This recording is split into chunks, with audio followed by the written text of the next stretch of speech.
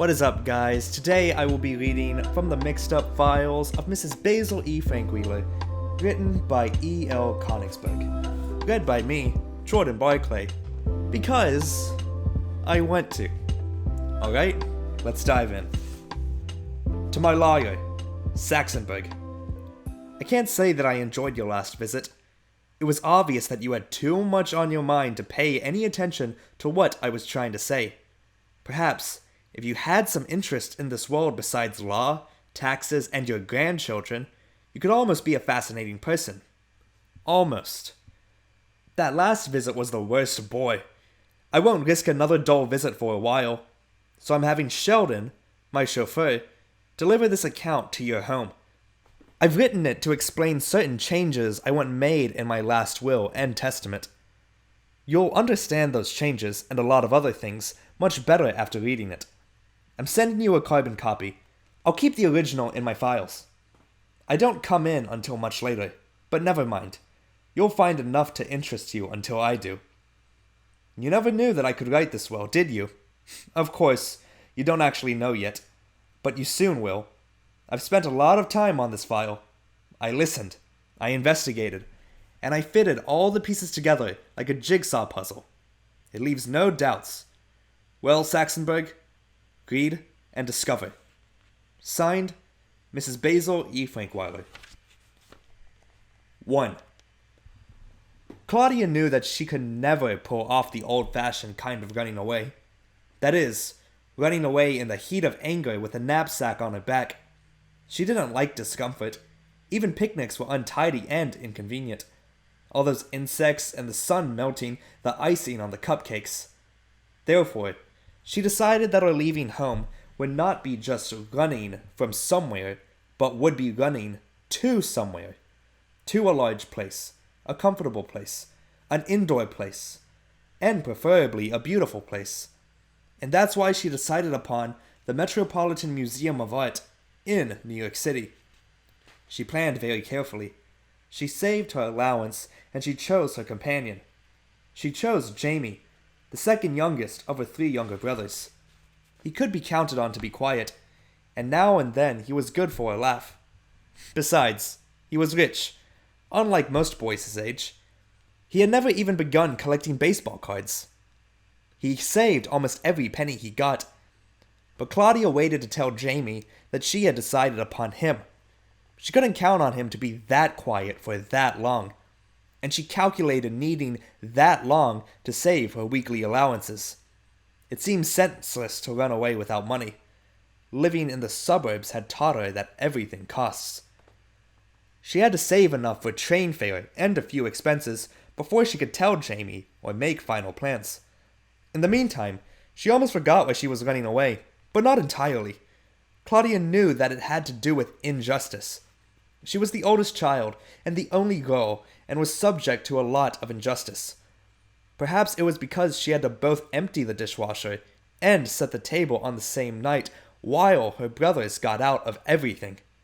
And perhaps there was another reason more clear to me than to Claudia. A reason that had to do with the sameness of each and every week. She was bored with simply being straight A's Claudia Kincaid. She was tired of arguing about whose turn it was to choose the Sunday night 7:30 television show. Of injustice, and of the monotony of everything. The fact that her allowance was so small that it took her more than 3 weeks of skipping hot fudge sundaes to save enough for train fares was another example of injustice. Since you always drive to the city, Saxonburg, you probably don't know the cost of train fare. I'll tell you, full fare one way costs $1.60. Claudia and Jamie would each travel for half of that since she was 1 month under 12, and Jamie was well under 12, being only 9. Since she intended to return home after everyone had learned a lesson in Claudia appreciation, she had to save money for her return trip too, which was like a full fare one way. Claudia knew that hundreds of people who lived in her town worked in offices in New York City and could afford to pay full fare both ways every day, like her father. After all, Greenwich was considered an actual suburb of New York, a commuting suburb. Even though Claudia knew that New York City was not far away, Certainly not far enough to go considering the size and number of the injustices done to her. She knew that it was a good place to get lost. Her mother's mahjong club ladies called it the city. Most of them never ventured there. It was exhausting, and it made them nervous. When she was in the 4th grade, her class had gone on a trip to visit historical places in Manhattan.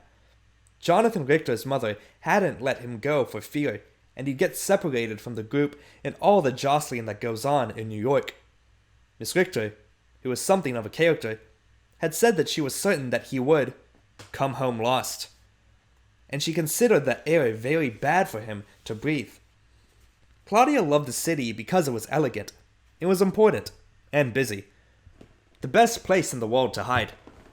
She studied maps and the tour guide book of the American Automobile Association and reviewed every field trip her class had ever taken. She made a specialized geography course for herself. There were even some pamphlets about the museum around the house, which she quietly researched. Claudia also decided that she must get accustomed to giving up things. Learning to do without hot fudge sundaes was good practice for her. She made do with the good humor bars her mother always kept in their freezer. Normally, Claudia's hot fudge expenses were 40 cents per week. Before her decision to run away, deciding what to do with the 10 cents left over from her allowance had been the biggest adventure she had had each week. Sometimes she didn't even have 10 cents, for she lost a nickel every time she broke one of the household rules, like forgetting to make her bed in the morning.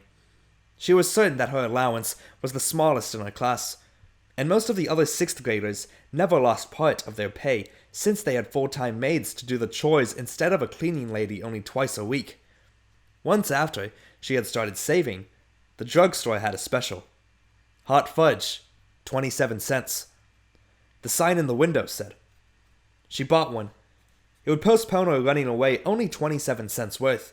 Besides, once she made up her mind to go, she enjoyed the planning almost as much as she enjoyed spending money.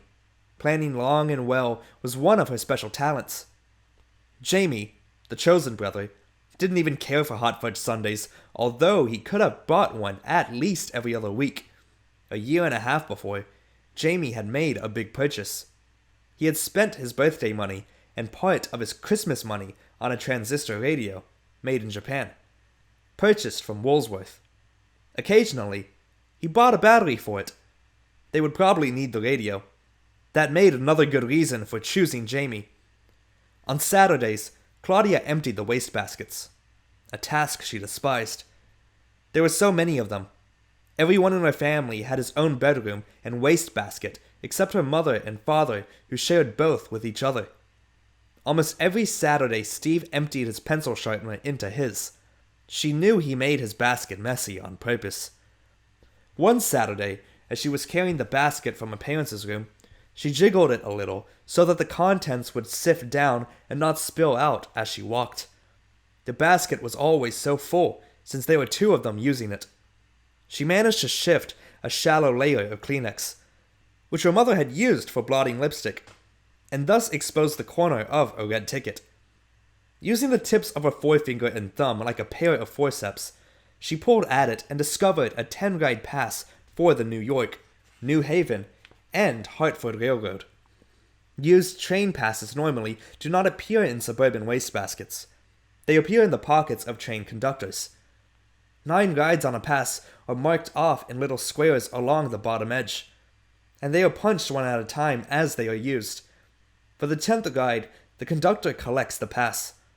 Their cleaning lady, who had come on Friday, must have thought that the pass was all used up since rides 1 through 9 were already punched. The cleaning lady never went to New York, and Claudia's dad never kept close tracks of his pocket change or his train passes. Both she and Jamie could travel on the leftover pass since 2 half fares equal 1 whole. Now they could board the train without having to purchase tickets. They would avoid the station master and any stupid questions he might ask. What a find! From a litter of lipstick kisses, Claudia had plucked a free ride. She regarded it as an invitation. They would leave on Wednesday. On Monday afternoon, Claudia told Jamie at the school bus stop that she wanted him to sit with her because she had something important to tell him. Usually, the four Kincaid children neither waited for each other nor walked together, except for Kevin, who was somebody's charge each week. School had begun on the Wednesday after Labor Day. Therefore, their fiscal week, as Claudia chose to call it, began always on Wednesdays. Kevin was only 6 and in the first grade, and was made much over by everyone, especially by Mrs. Kincaid, Claudia thought. Claudia also thought that he was terribly babied and impossibly spoiled. You would think that her parents would know something about raising children by the time Kevin, their fourth, came along. But her parents hadn't learned. She couldn't remember being anyone's charge when she was in the first grade. Her mother had simply met her at the bus stop every day. Jamie wanted to sit with his buddy, Bruce. They played cards on the bus. Each day meant a continuation of the day before. The game was nothing very complicated. Saxonburg. Nothing terribly refined. They played War, that simple game where each player puts down a card and the higher card takes both. If the cards are the same, there is a war which involves putting down more cards. Winner then takes all the war cards. Every night when Bruce got off at his stop, he'd take his stack of cards home with him. Jamie would do the same. They always took a vow not to shuffle. At the stop before Bruce's house, they would stop playing. Wrap a rubber band around each pile. Hold the stack under each other's chin and spit on each other's deck, saying, "Thou shalt not shuffle." Then each tapped his deck and put it in his pocket. Claudia found the whole procedure disgusting, so she suffered no feelings of guilt when she pulled Jamie away from his precious game. Jamie was mad, though. He was in no mood to listen to Claudia. He sat slumped in his seat with his lips pooched out and his eyebrows pulled down on top of his eyes. He looked like a miniature, clean-shaven Neanderthal man. Claudia didn't say anything. She waited for him to cool off. Jamie spoke first. "Gosh, Claude, why don't you pick on Steve?" Claudia answered. "I thought, Jamie, that you'd see that it's obvious I don't want Steve." "Well," Jamie pleaded, "want him! Want him!" Claudia had planned a speech. "I want you, Jamie, for the greatest adventure in our lives." Jamie muttered, "Well, I wouldn't mind if you'd pick on someone else." Claudia looked out the window and didn't answer. Jamie said, "As long as you've got me here, tell me." Claudia still said nothing and still looked out the window. Jamie became impatient. "I said that as long as you've got me here, you may as well tell me." Claudia remained silent. Jamie erupted. "What's the matter with you, Claude? First you bust up my card game, then you don't tell me? It's undecent." "Break up, not bust up. Indecent, not undecent," Claudia corrected. "Oh, baloney, you know what I mean. Now tell me," he demanded. "I've picked you to accompany me on the greatest adventure of our mutual lives," Claudia repeated. "You said that." He clenched his teeth. "Now tell me." "I've decided to run away from home, and I've chosen you to accompany me." "Why pick on me? Why not pick on Steve?" he asked. Claudia sighed. "I don't want Steve. Steve is one of the things in my life that I'm running away from. I want you." Despite himself, Jamie felt flattered. Flattery is as important a machine as the lever, isn't it, Saxonburg? Give it a proper place to rest, and it can move the world. It moved Jamie. He stopped thinking. "Why pick on me?" and started thinking. "I am chosen." He sat up in his seat, unzipped his jacket, put one foot up on the seat, placed his hands over his bent knee, and said out of the corner of his mouth, "Okay, Claude, when do we bust out of here? And how?" Claudia stifled the urge to correct his grammar again. "On Wednesday. Here's the plan. Listen carefully." Jamie squinted his eyes and said, "Make it complicated, Claude. I like complications." Claudia laughed. "It's gotta be simple to work. We'll go on Wednesday because Wednesday is music lesson day. I'm taking my violin out of its case and I am packing it full of clothes. You do the same with your trumpet case. Take as much clean underwear as possible and socks and at least one other shirt with you." All in a trumpet case? I should have taken up the bass fiddle. You can use some of the room in my case. Also, use your book bag. Take your transistor radio. Can I wear sneakers? Jamie asked. Claudia answered, Of course. Wearing shoes all the time is one of the tyrannies you'll escape by coming with me. Jamie smiled, and Claudia knew that now was the correct time to ask. She almost managed to sound casual. And bring all your money. She cleared her throat. By the way, how much money do you have? Jamie put his foot back down on the floor, looked out the window and said, Why do you want to know? For goodness sakes, Jamie, if we're in this together, then we are together. I've got to know. How much do you have? Can I trust you not to talk? He asked. Claudia was getting mad. Did I ask you if I could trust you not to talk? She clamped her mouth shut and let out twin whiffs of air through her nostrils. Had she done it any harder or any louder, it would have been called a snort. Well, you see, Claude, Jamie whispered, I have quite a lot of money.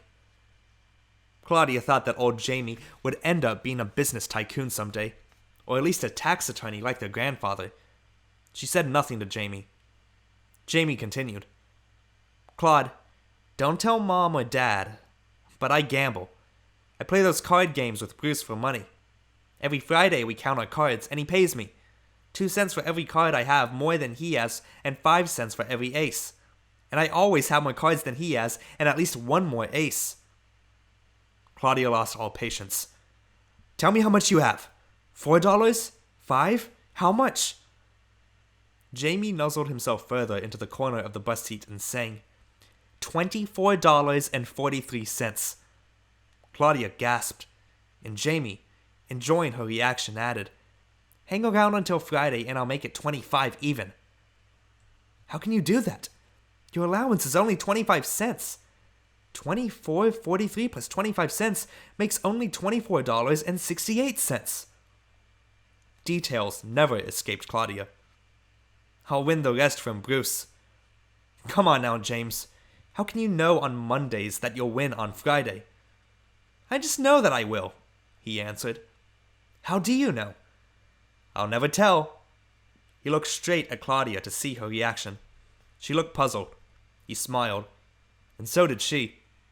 For she then felt more certain than ever that she had chosen the correct brother for her partner in escape. They complemented each other perfectly. She was cautious about everything but money, and poor. He was adventurous about everything but money, and rich. More than $24. That would be quite a nice boodle to put up in their knapsacks if they were using knapsacks instead of instrument cases. She already had $4.18. They would escape in comfort. Jamie waited while she thought, Well, what do you say? Want to wait until Friday? Claudia hesitated only a minute more before deciding. No, we have to go on Wednesday. I'll write you full details of my plan. You must show the plan to no one. Memorize all the details, then destroy my note. Do I have to eat it? Jamie asked. Tearing it up and putting it in the trash would be much simpler. No one in our family but me ever goes through the trash. And I only do if it is not sloppy and not full of pencil sharpener shavings or ashes. I'll just eat it. I like complications, Jamie said. You must also like wood pulp, Claudia said. That's what paper is made of, you know. I know, Jamie answered. They spoke no more until they got off the bus at their stop. Steve got off the bus after Jamie and Claudia. Steve yelled, Claude! Claude! It's your turn to take Kevin. I'll tell Mom if you forget. Claudia, who had been walking up ahead with Jamie, stopped short, ran back, grabbed Kevin's hand and started retracing her steps, pulling him along to the side and slightly behind. I want to walk with Steve, Kevin cried. That would be just fine with me, Kevin brat, Claudia answered. But today you happen to be my responsibility. Whose responsibility am I next? He asked. Wednesday starts Steve's turn, Claudia answered. I wish it could be Steve's turn every week, Kevin whined. You just may get your wish. Kevin never realized then or ever that he had been given a clue, and he pouted all the way home. End of Chapter 1. Chapter 2. On Tuesday night, Jamie found his list of instructions under his pillow pinned to his pajamas. His first instruction was to forget his homework. Get ready for the trip instead. I wholeheartedly admire Claudia's thoroughness. Her concern for delicate details is as well developed as mine. Her note to Jamie even included a suggestion for hiding his trumpet when he took it out of its case. He was to roll it up in his extra blanket, which was always placed at the foot of his bed. After he had followed all the instructions on the list, Jamie took a big glass of water from the bathroom and sat cross-legged on the bed. He bit off a large corner of the list. The paper tasted like the bubble gum he had once saved and chewed for 5 days. It was just as tasteless and only slightly harder. Since the ink was not waterproof, it turned his teeth blue. He tried only one more bite before he tore up the note, crumpled the pieces, and threw them into the trash. Then he brushed his teeth. The next morning, Claudia and Jamie boarded the school bus as usual, according to plan. They sat together in the back and continued sitting there when they arrived at school and everyone got out of the bus. No one was supposed to notice this, and no one did. There was so much jostling and searching for homework papers and mittens that no one paid any attention to anything except personal possessions until they were well up the walk to school. Claudia had instructed Jamie to pull his feet up and crouch his head down so that Herbert, the driver, couldn't see him.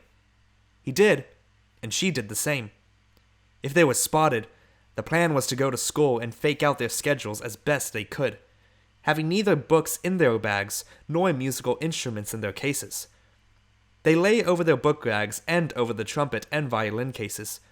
Each held his breath for a long time, and each resisted at least 4 temptations to peek up and see what was going on. Claudia pretended that she was blind and had to depend upon her senses of hearing, touch, and smell. When they heard the last of the feet going down the steps and the motor start again, they lifted their chins slightly and smiled at each other. Herbert would now take the bus to the lot on the Boston Post Road where the school bus is parked. Then he would get out of the bus and get into his car and go wherever else he always went. James and Claudia practiced silence all during the ragged ride to the parking lot. The bus bounced along like an empty cracker box on wheels, almost empty. Fortunately, the bumps made it noisy. Otherwise, Claudia would have worried for fear the driver could hear her heart, for it sounded to her like their electric percolator brewing the morning's coffee. She didn't like keeping her head down so long. Perspiration was causing her cheek to stick to the plastic seat. She was convinced that she would develop a medium-serious skin disease within 5 minutes after she got off the bus. The bus came to a stop. They heard the door open, just a few backward steps by Herbert, and they would be discovered. They held their breath until they heard him walk down the steps and out of the bus. Then they heard the door close. After he got out, Herbert reached in from the small side window to operate the lever that closed the door. Claudia slowly pulled her arm in front of her and glanced at her watch. She would give Herbert 7 minutes before she would lift her head. When the time was up, both of them knew that they could get up, but both wanted to see if they could hold out a little bit longer. And they did. They stayed crouched down for about 45 more seconds, but being cramped and uncomfortable, it seemed like 45 more minutes. When they got up, both were grinning. They peeked out of the window of the bus and saw that the coast was clear. There was no need to hurry, so they slowly made their way up to the front, Claudia leading. The door lever was left on the driver's seat, and as she walked toward it, she heard an awful racket behind her. "Jamie," she whispered, "what's all that racket?" Jamie stopped, and so did the noise. "What racket?" he demanded. "You," she said. "You are the racket. What in the world are you wearing, chainmail?" "I'm just wearing my usual. Starting from the bottom, I have BVD briefs, size 10, 1 t-shirt. Oh, for goodness sakes, I know all that. What are you wearing that makes so much noise?" $24.43. Claudia saw then that his pockets were so heavy they were pulling his pants down.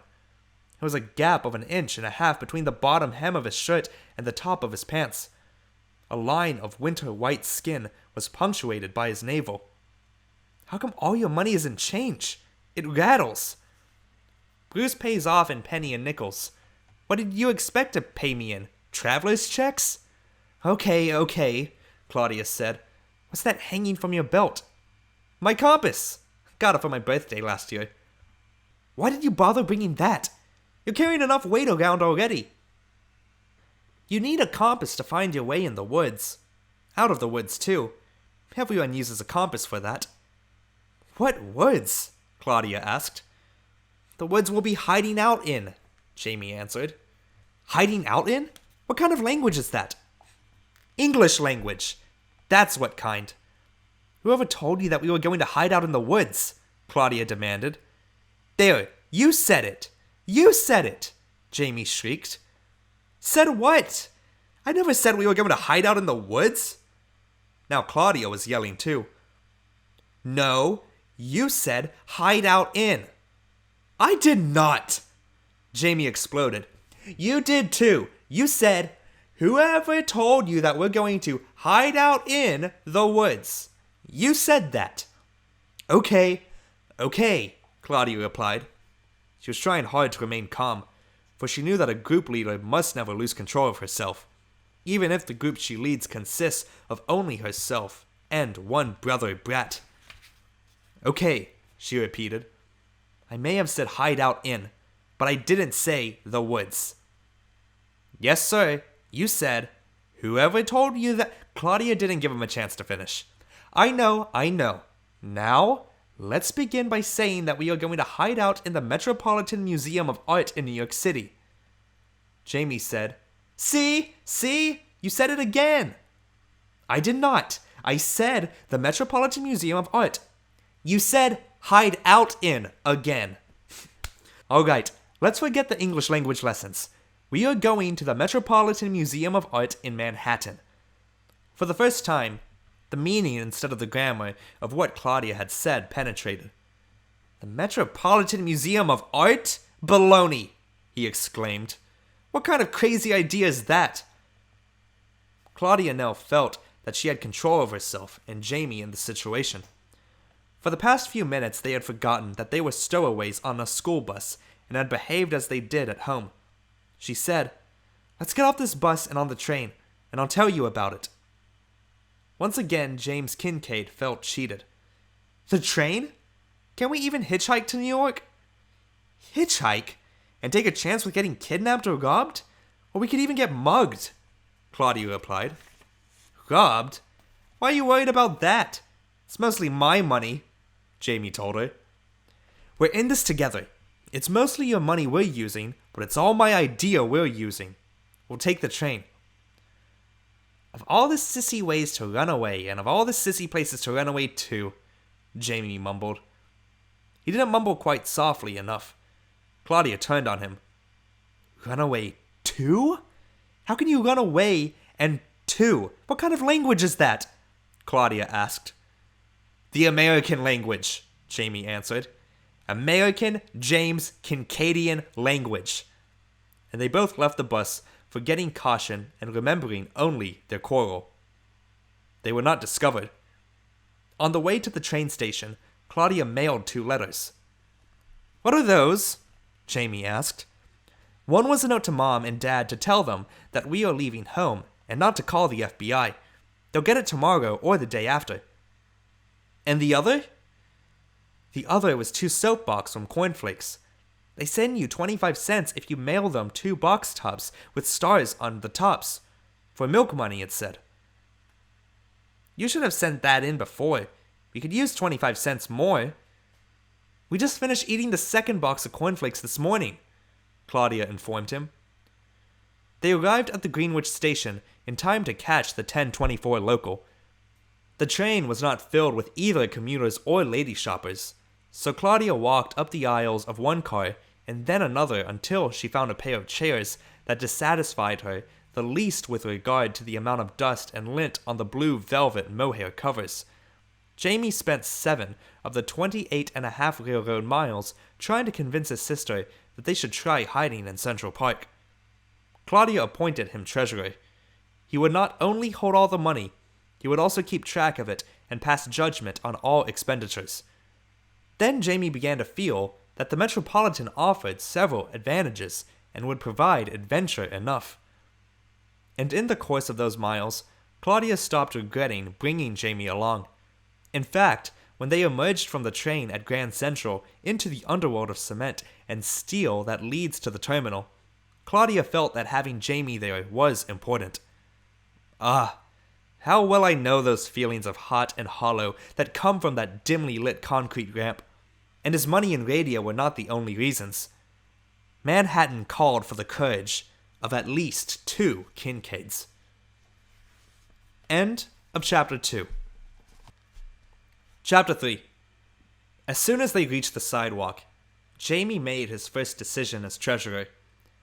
"We'll walk from here to the museum." "Walk?" Claudia asked. "Do you realize that it is over 40 blocks from here?" "Well, how much does the bus cost?" "The bus?" Jamie exclaimed. "Who said anything about taking a bus? I want to take a taxi." "Claudia," James said, "you are quietly out of your mind. How can you even think of a taxi? We have no more allowance, no more income. You can't be extravagant any longer. It's not my money we're spending, it's our money. We're in this together, remember?" "You're right," Claudia answered. "A taxi is expensive. The bus is cheaper. It's only 20 cents each. We'll take the bus." "Only 20 cents each? That's 40 cents total." "No bus. We'll walk." "We'll wear out 40 cents worth of shoe leather," Claudia mumbled. "You sure we have time to walk?" "Positive," Jamie answered. "Which way do we go?" "Sure you won't change your mind?" The look on Jamie's face gave her the answer. She sighed. No wonder Jamie had more than $24. He was a gambler and a cheapskate. If that's the way he wants to be, she thought, I'll never again ask him for bus fare. I'll suffer and never let him know about it. But he'll regret it when I simply collapse from exhaustion. I'll collapse quietly. "We'd better walk up Madison Avenue," she told her brother. "I'll see too many ways to spend our precious money if we walk on Fifth Avenue. All those gorgeous stores." She and Jamie did not walk exactly side by side. Her violin case kept bumping him, and he began to walk a few steps ahead of her. As Claudia's pace slowed down from what she was sure was an accumulation of carbon dioxide in her system, she had not yet learned about muscle fatigue in science class, even though she was in the 6th grade honors class. Jamie's pace quickened. Soon he was walking a block and a half ahead of her. They would meet when a red light held him up.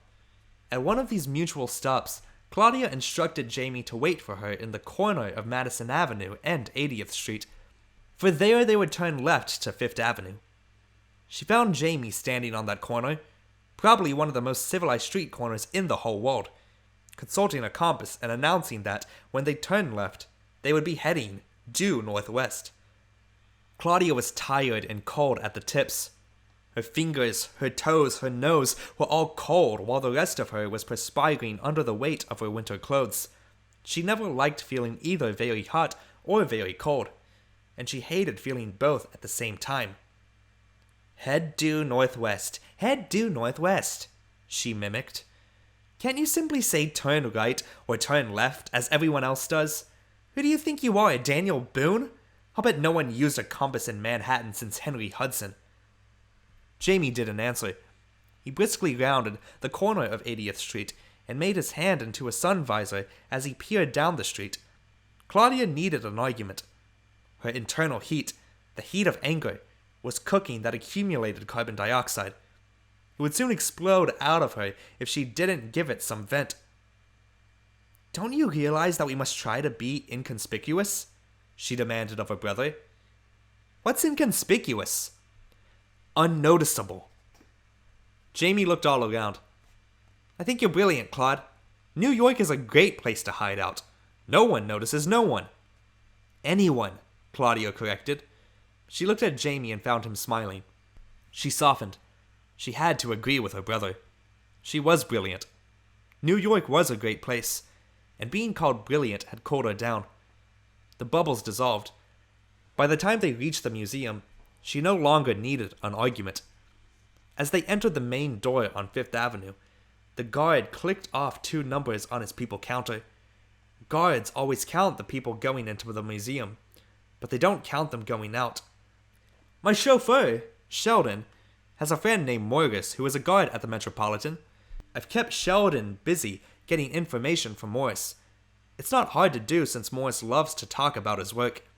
He'll tell about everything except security. Ask him a question he won't or can't answer, and he says, I'm not at liberty to tell. Security. By the time Claudia and Jamie reached their destination, it was 1 o'clock, and the museum was busy. On any ordinary Wednesday, over 26,000 people come. They spread out over the 20 acres of floor space. They roam from room to room to room to room to room. On Wednesday, come the gentle old ladies who are using the time before the Broadway matinee begins. They walk around in pairs. You can tell they are set because they wear matching pairs of orthopedic shoes, the kind that lace on the side. Tourists visit the museum on Wednesdays. You can tell them because the men carry cameras, and the women look as if their feet hurt. They wear high-heeled shoes. I always say that those who wear them deserve them. And they are art students. Any day of the week. They also walk around in pairs. You can tell that they are set because they carry matching black sketchbooks. You've missed all this, Saxonburg. Shame on you. You've never set your well-polished shoes inside that museum. More than 250,000 people come to that museum every week. They come from Mankato, Kansas, where they have no museums, and from Paris, France, where they have lots. And they all enter free of charge, because that's what the museum is. Great and large and wonderful and free to all. And complicated.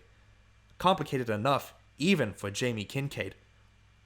No one thought it strange that a boy and a girl, each carrying a book bag and an instrument case, and who would normally be in school, were visiting a museum. After all, about 1,000 school children visit the museum every day. The guard at the entrance merely stopped them and told them to check their cases and book bags. A museum rule. No bags, food, or umbrellas. None that the guards can see. Rule or no rule, Claudia decided it was a good idea. A big sign in the checking room said, "No tipping," so she knew that Jamie couldn't object. Jamie did object, however. He pulled his sister aside and asked her how she expected him to change into his pajamas. His pajamas, he explained, were rolled into a tiny ball in his trumpet case. Claudia told him that she fully expected to check out at 4:30. They would then leave the museum by the front door, and within 5 minutes would re-enter from the back, through the door that leads from the parking lot to the Children's Museum. After all, didn't that solve all their problems? 1, they would be seen leaving the museum. 2, they would be free of their baggage while they scouted around for a place to spend the night. And 3, it was free. Claudia checked her coat as well as her packages. Jamie was condemned to walking around in a ski jacket.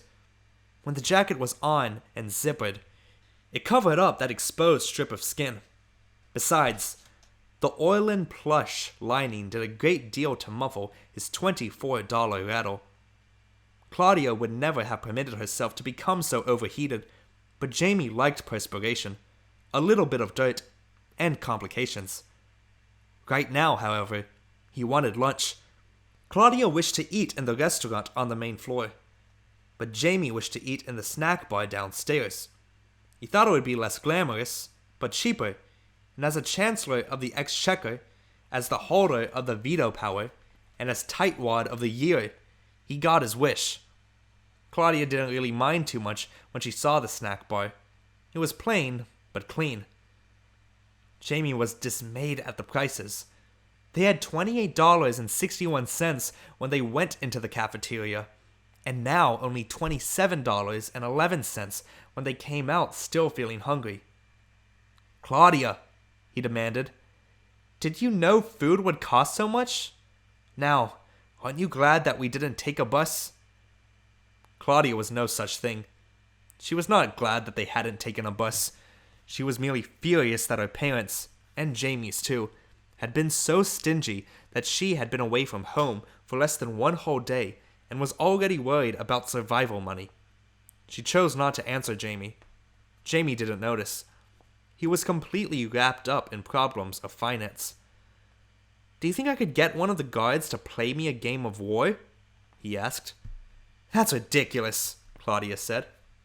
"Why? I brought my cards along, a whole deck." Claudia said, "Inconspicuous is exactly the opposite of that. Even a guard at the Metropolitan who sees thousands of people every day would remember a boy who played him a game of cards." Jamie's pride was involved. "I cheated Bruce through all 2nd grade and through all 3rd grade so far, and he still isn't wise." "Jamie, is that how you knew you'd win?" Jamie bowed his head and answered, "Well, yeah. Besides, Brucey has trouble keeping straight the jacks, queens, and kings. He gets mixed up." "Why do you cheat your best friend?" "I sure don't know. I guess I like complications." "Well, quit worrying about money now. Worry about where we're going to hide while they're locking up this place." They took a map from the information stand for free. Claudia selected where they would hide during that dangerous time immediately after the museum was closed to the public and before all the guards and helpers left. She decided that she would go to the ladies' room, and Jamie would go to the men's room just before the museum closed. "Go to the one near the restaurant on the main floor," she told Jamie. "I'm not spending a night in a men's room. All that tile? It's cold. And besides, men's rooms make noises sound louder, and I rattle enough now." Claudia explained to Jamie that he was to enter a booth in the men's room, and then stand on it, she continued. "Stand on it? Stand on what?" Jamie demanded. "You know," Claudia insisted. "Stand on it." "You mean stand on the toilet?" Jamie needed everything spelled out. "Well, what else would I mean? What else is there in a booth in the men's room? And keep your head down, and keep the door of the booth very slightly open," Claudia finished. "Feet up, head down, door open? Why?" "Because I'm certain that when they check the ladies' room and the men's room, they peek under the door and check only to see if there are feet. We must stay there until we're sure all the people and guards have gone home." "What about the night watchman?" Jamie asked. Claudia displayed a lot more confidence than she really felt. "Oh, there will be a night watchman, I'm sure, but he mostly walks around the roof trying to keep people from breaking in. We'll already be in. They call what he walks a catwalk. We'll learn his habits soon enough. They must mostly use burglar alarms in the inside. We'll just never touch a window, a door, or a valuable painting. Now, let's find a place to spend the night." They wandered back to the rooms of the fine French and English furniture. It was here Claudia knew for sure that she had chosen the most elegant place in the world to hide. She wanted to sit on the lounge chair that had been made for Marie Antoinette, or at least sit at her writing table. But signs everywhere said not to step on the platform, and some of the chairs had silken ropes strung across the arms to keep you from even trying to sit down. She would have to wait until after the lights out to be Marie Antoinette. At least she found a bed that she considered perfectly wonderful, and she told Jamie that they would spend the night there. The bed had a tall canopy, supported by an ornately carved headboard at one end and by 2 gigantic posts at the other. "I'm familiar with that bed, Saxonberg. It is as enormous and fuzzy as mine, and it dates from the 16th century like mine. I once considered donating my bed to the museum, but Mr. Untermeyer gave them this one first. I was somewhat relieved when he did. Now I can enjoy my bed without feeling guilty because the museum didn't have one. Besides, I'm not that fond of donating things." Claudia had always known that she was meant for such fine things. Jamie, on the other hand, thought that running away from home to sleep in just another bed was really no challenge at all. He, James, would rather sleep on the bathroom floor after all. Claudia then pulled him around to the foot of the bed and told him to read what the card said. Jamie read, "Please do not step on the platform." Claudia knew that he was being difficult on purpose. Therefore, she read for him. "State bed. Scene of the alleged murder of Amy Robsart, first wife of Lord Robert Dudley, later Earl of..." Jamie couldn't control his smile. He said, "You know, Claude, for a sister and a fuss budget, you're not too bad." Claudia replied, "You know, Jamie, for a brother and a cheapskate, you're not too bad." Something happened at precisely that moment. Both Claudia and Jamie tried to explain to me about it, but they couldn't quite. I know what happened, though I never told them. Having words and explanations for everything is too modern. I especially wouldn't tell Claudia. She has too many explanations already. What happened was, they became a team. A family of two. There had been times before they ran away when they had acted like a team, but those were very different from feeling like a team.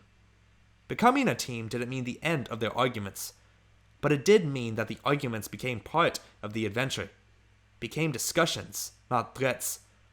To an outsider, the arguments would appear to be the same because feeling like part of a team is something that happens invisibly. You might call it caring. You could even call it love. And it is very rarely, indeed, that it happens to two people at the same time, especially a brother and a sister who had always spent more time with activities than they had with each other. They followed their plan, checked out of the museum, and re-entered through a back door. When the guard at the entrance told them to check their instrument cases, Claudia told him that they were just another passing through on their way to meet their mother. The guard let them go, knowing that if they went very far, some other guard would stop them again. However, they managed to avoid the other guards for the remaining minutes until the bell rang.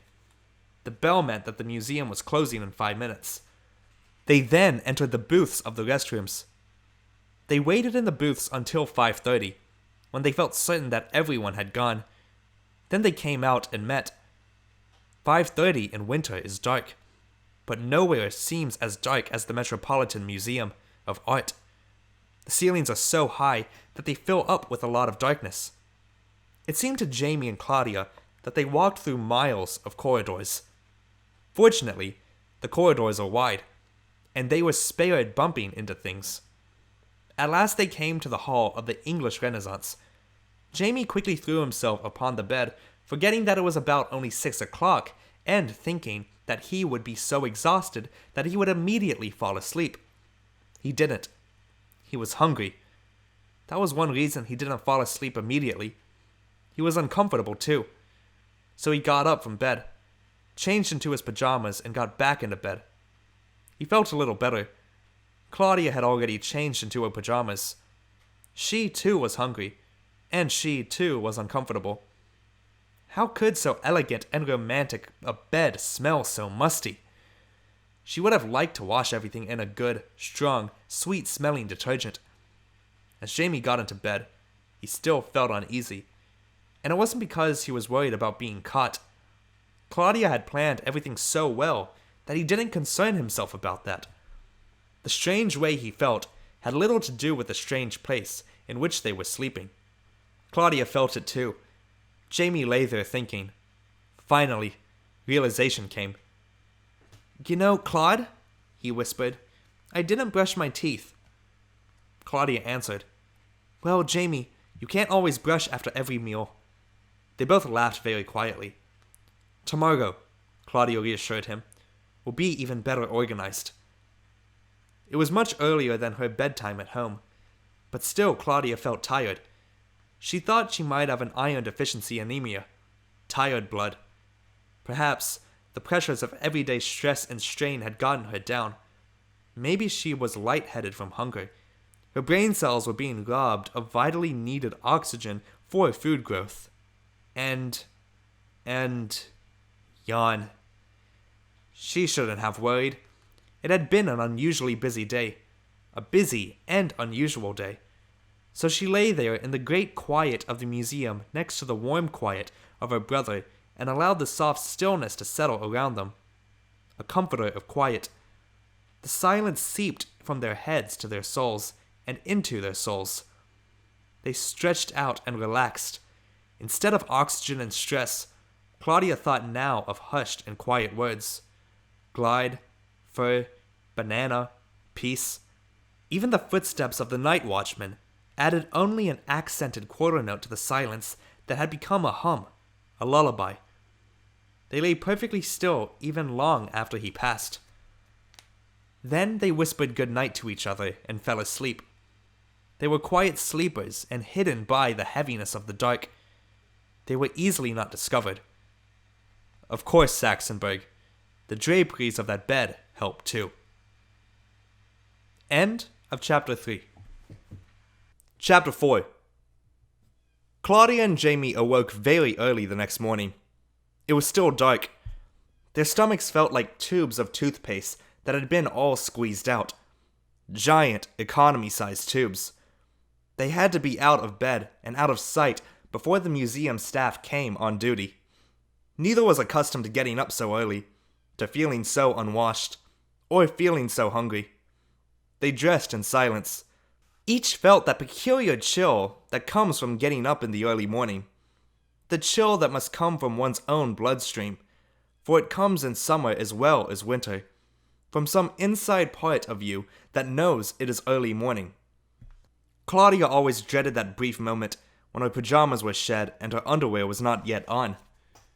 Even before she began undressing, she always had her underwear laid out on the bed in the right direction, right for getting into as quickly as possible. She did this now, too. But she hurried less, pulling her petticoat down over her head. She took good long whiffs of the wonderful essence of detergent and clean Dacron cotton which floated with the petticoat. Next to any kind of elegance, Claudia loved good clean smells. After they were dressed, Claudia whispered to Jamie, "Let's stash our book bags in instrument cases before we man our stations." They agreed to scatter their belongings. Thus, if the museum officials found one thing, they wouldn't necessarily find all. While still at home, they had removed all identification on their cases as well as their clothing.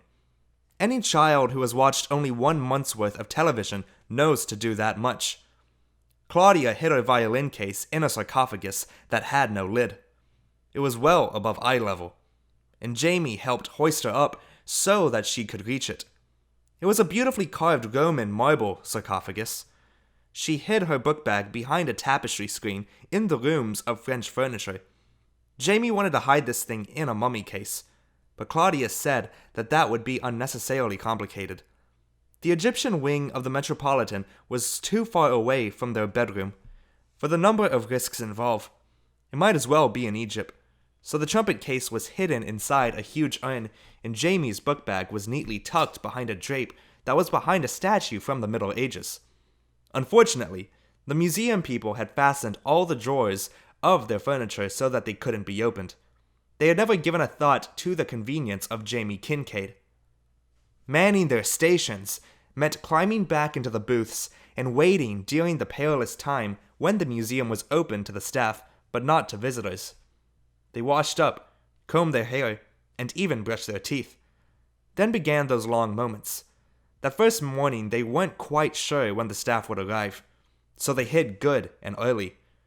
While Claudia stood crouched down waiting, the emptiness and hollowness of all the museum corridors filled her stomach.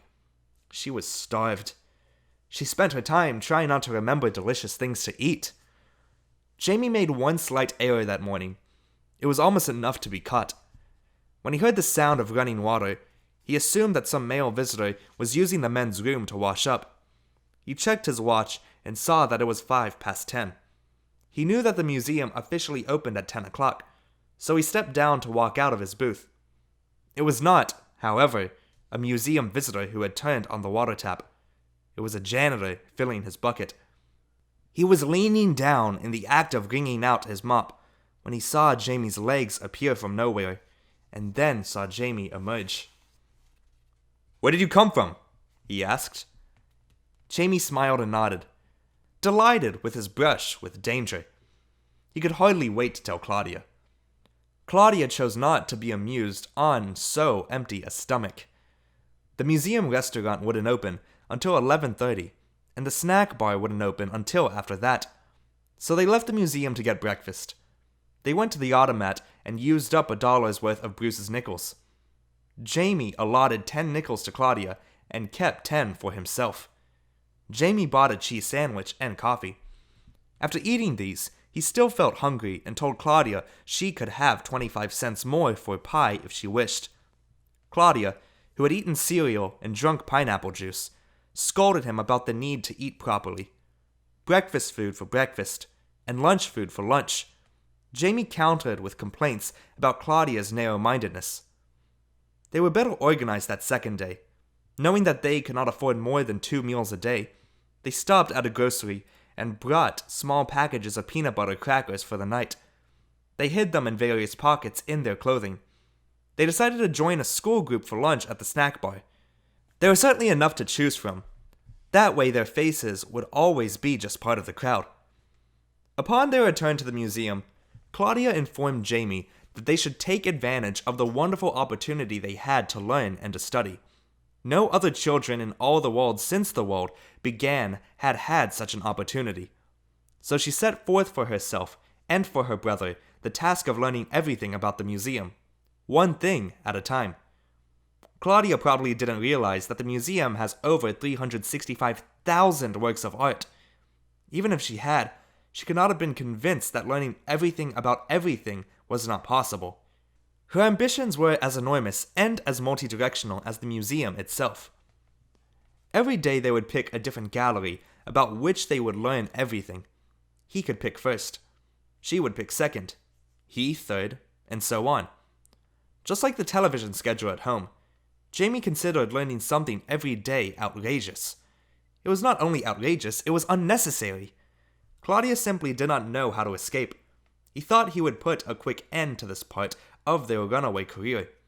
He chose the galleries of the Italian Renaissance.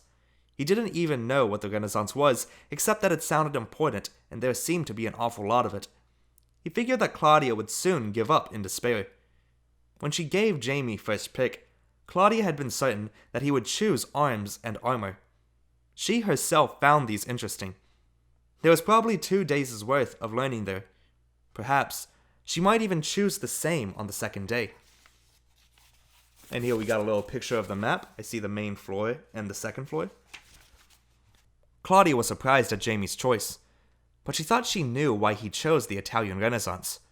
She thought she knew because, along with tennis, ballet, and diving lessons at the Y, she had taken art appreciation lessons last year. Her art teacher had said that the Renaissance was a period of glorification of the human form. As best as she could figure out, that meant bare bodies. Many painters of the Italian Renaissance had painted huge, billowy, bosomy, naked ladies. She was amazed at Jamie. She thought he was too young for that. He was. She never even considered the possibility that he wanted her to be bored. She had given him first choice, and she was stuck with it. So she marched with him toward the long, wide stairway straight in from the main entrance, which leads directly to the Hall of the Italian Renaissance. If you think of doing something in New York City, you can be certain that at least 2,000 other people have that same thought. And of the 2,000 who do, about 1,000 will be standing in line waiting to do it. That day was no exception. There were at least 1,000 people waiting in line to see things in the Hall of the Italian Renaissance.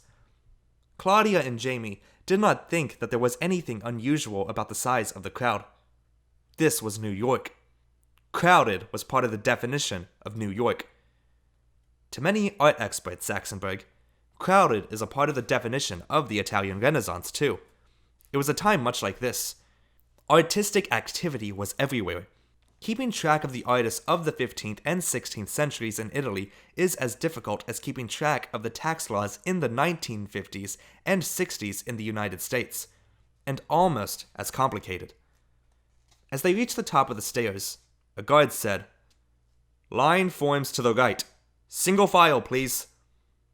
They did as they were told, partly because they didn't want to offend any guard or even attract his attention, and partly because the crowd made them. Ladies' arms draped with pocketbooks and men's arms draped with coats formed a barrier as difficult to get through as barbed wire. Claudia and Jamie stood in the manner of all children who were standing in line.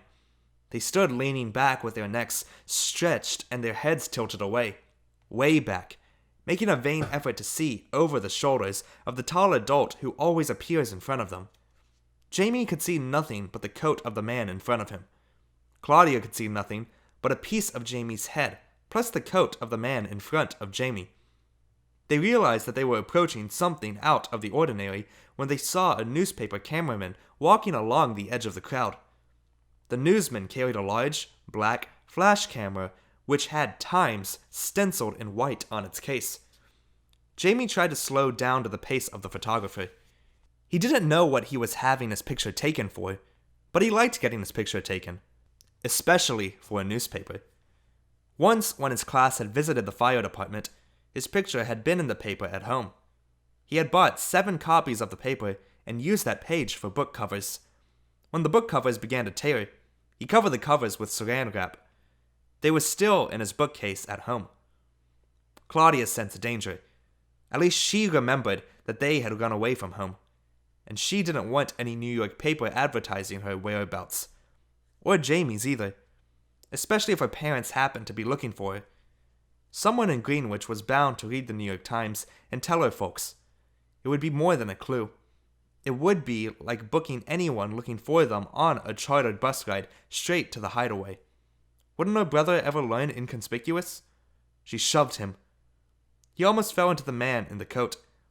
Jamie turned to Claudia and gave her an awful look. Claudia paid no attention, for now they reached what everyone was standing in line to see. A statue of an angel. Her arms were folded, and she was looking holy. As Claudia passed by, she thought that that angel was the most beautiful, most graceful little statue she had ever seen. She wanted to stop and stare. She almost did, but the crowd wouldn't let her. As Jamie passed by, he thought that he would get even with Claudia for shoving him. They followed the line to the end of the Renaissance Hall. When the velvet robes that had guided the crowd by creating a narrow street within the room ended, they found themselves going down a staircase to the main floor. Claudia was lost in remembrance of the beautiful angel she had seen. Why did she seem so important? And why was she so special?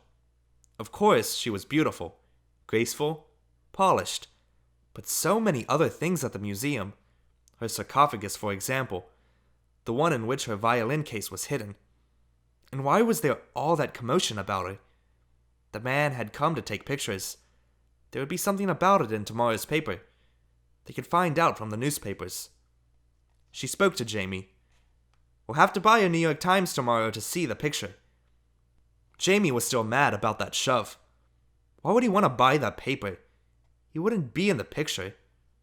He chose to fight Claudia with the one person he had, the power of the purse. He answered, "We can't afford a New York Times. It costs a dime." "We've got to get one, Jamie. Don't you want to know what's so important about that statue? Why everyone is standing in line to see it?" Jamie felt that letting Claudia know that she couldn't get away with shoving him in public was more important than his curiosity. "Well, perhaps. Tomorrow you can push someone down and grab his paper while he's trying to get up. I'm afraid, though, that our budget won't allow this expense." They walked for a short while before Claudia said, "I'll find out some way." She was determined about that. She was also determined about learning.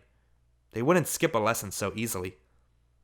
"Since we can't learn everything about the Italian Renaissance today, let's learn everything about the Egyptian rooms. That will be our lesson instead." Jamie liked the mummies, even if he didn't like lessons, so they walked together to the Egyptian wing. There they encountered a class that was also touring the halls. Each child in the class wore a round circle of blue construction paper on which was written in magic marker, GR6, WPS. The class was seated on little rubber mats around a glass case within which was a mummy case within which was a mummy they were talking about. The teacher sat on a folding stool. Both Claudia and Jamie wandered over toward the class and soon became a part of it. Almost. They listened to the guide. a very pretty young lady who worked for the museum. And they learned a lot. They didn't even mind.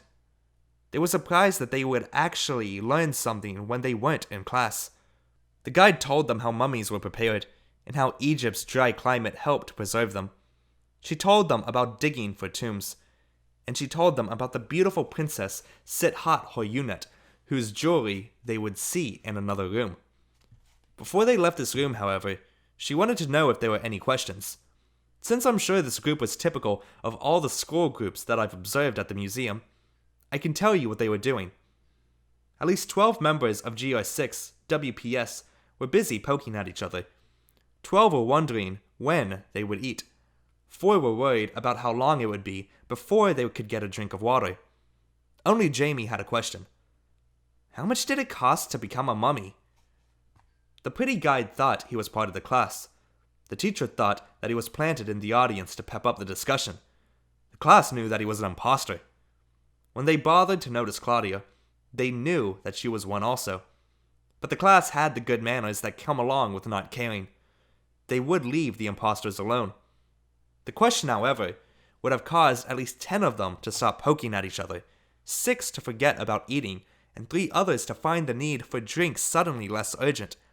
It caused Claudia to want to embalm Jamie in a vat of mummy fluid right that minute. That would teach him inconspicuous. The guide told Jamie that some people saved all their lives so that they could become mummies. It was indeed expensive. One of the students called out, "You might even say it cost him his life." Everyone laughed. Then they picked up their rubber mats and walked to the next room. Claudia was ready to pull Jamie out of line and make him learn another part of the museum today. But she got a glimpse of the room they were to go next. It was filled with jewelry, case after case of it. So they followed the class into that hall. After a short talk there, the guide bid them goodbye and mentioned that they might enjoy buying some of the museum pamphlets on Egypt. Jamie asked if they were expensive. The guide answered, "Some are as inexpensive as a copy of the Sunday New York Times. Others cost much more." Jamie looked over at Claudia. He shouldn't have. Claudia looked as satisfied as the bronze statue of the Egyptian cat she was standing near. The only real difference between them was that cat wore tiny golden earrings and looked a trifle less smug. They got the New York Times the next day. Neither Claudia nor Jamie bought it. The man who left it on the counter while he was looking at the reproductions of antique jewelry bought it. The Kincaid stole it from him. They left the museum immediately thereafter. Claudia read the paper while they ate breakfast at Horn and Hardart's. That morning, she didn't eat breakfast food for breakfast. Crackers and roasted chestnuts in bed at night satisfied only a small corner of her hunger. Being hungry was the most inconvenient part of running away. She meant to eat heartily for every cent Jamie gave her. She bought macaroni and cheese casserole, baked beans, and coffee that morning. Jamie got the same. The information they wanted was on the first page of the second section of the Times. The headline said, "Record crowd views museum. Bargain." There were 3 pictures. One of the record crowd standing in line, one of the statue itself, and one of the director of the museum with an assistant. The article was as follows. "Saxenberg, you can find an original of the newspaper in my files. It's one of the 17 cabinets that line the north wall of my office." Officials of the Metropolitan Museum of Art report that 100,000 people climbed the Great Stairway to catch a glimpse of one of its newest acquisitions, a 24-inch statue called Angel. Interest in the marble piece arises from the unusual circumstances attending its acquisition by the museum and from the belief that it may be the work of the Italian Renaissance master Michelangelo. If proof is found that it is an early work of Michelangelo, the museum will have purchased the greatest bargain in art history. It was purchased at an auction last year for $225. Considering that recently Prince Franz Joseph II accepted an offer of $5 million for a small painting by Leonardo da Vinci, an artist of the same period and of similar merit, will give some idea of how great a bargain this is. The museum purchased the statue last year when one of its curators spotted it during a preview showing of works to be auctioned by the Parque Bernay galleries. His initial suspicion that it might be the work of Michelangelo was confirmed by several other museum officials, all of whom kept their thoughts quiet in a successful effort to keep the bidding from being driven higher. The statue has been the subject of exhaustive tests and study by the museum staff, as well as art experts from abroad. Most believe it to have been done about 470 years ago when Michelangelo was in his early 20s. The statue was acquired by the Parque Bernay galleries from the collection of Mrs. Basil E. Frankweiler. She claims to have purchased it from a dealer in Bologna, Italy, before World War II. Mrs. Frankweiler's residence on East 63rd Street was long a Manhattan showplace for what they may consider one of the finest private collections of art in the Western Hemisphere. Others considered it a gigantic hodgepodge of the great and the mediocre. Mrs. Frankweiler closed her Manhattan residence 3 years ago. Important pieces from its contents have found their way to various auctions and galleries since that time. Mr. Frankweiler amassed a fortune from the corn oil industry and from developing many corn products. He died in 1947.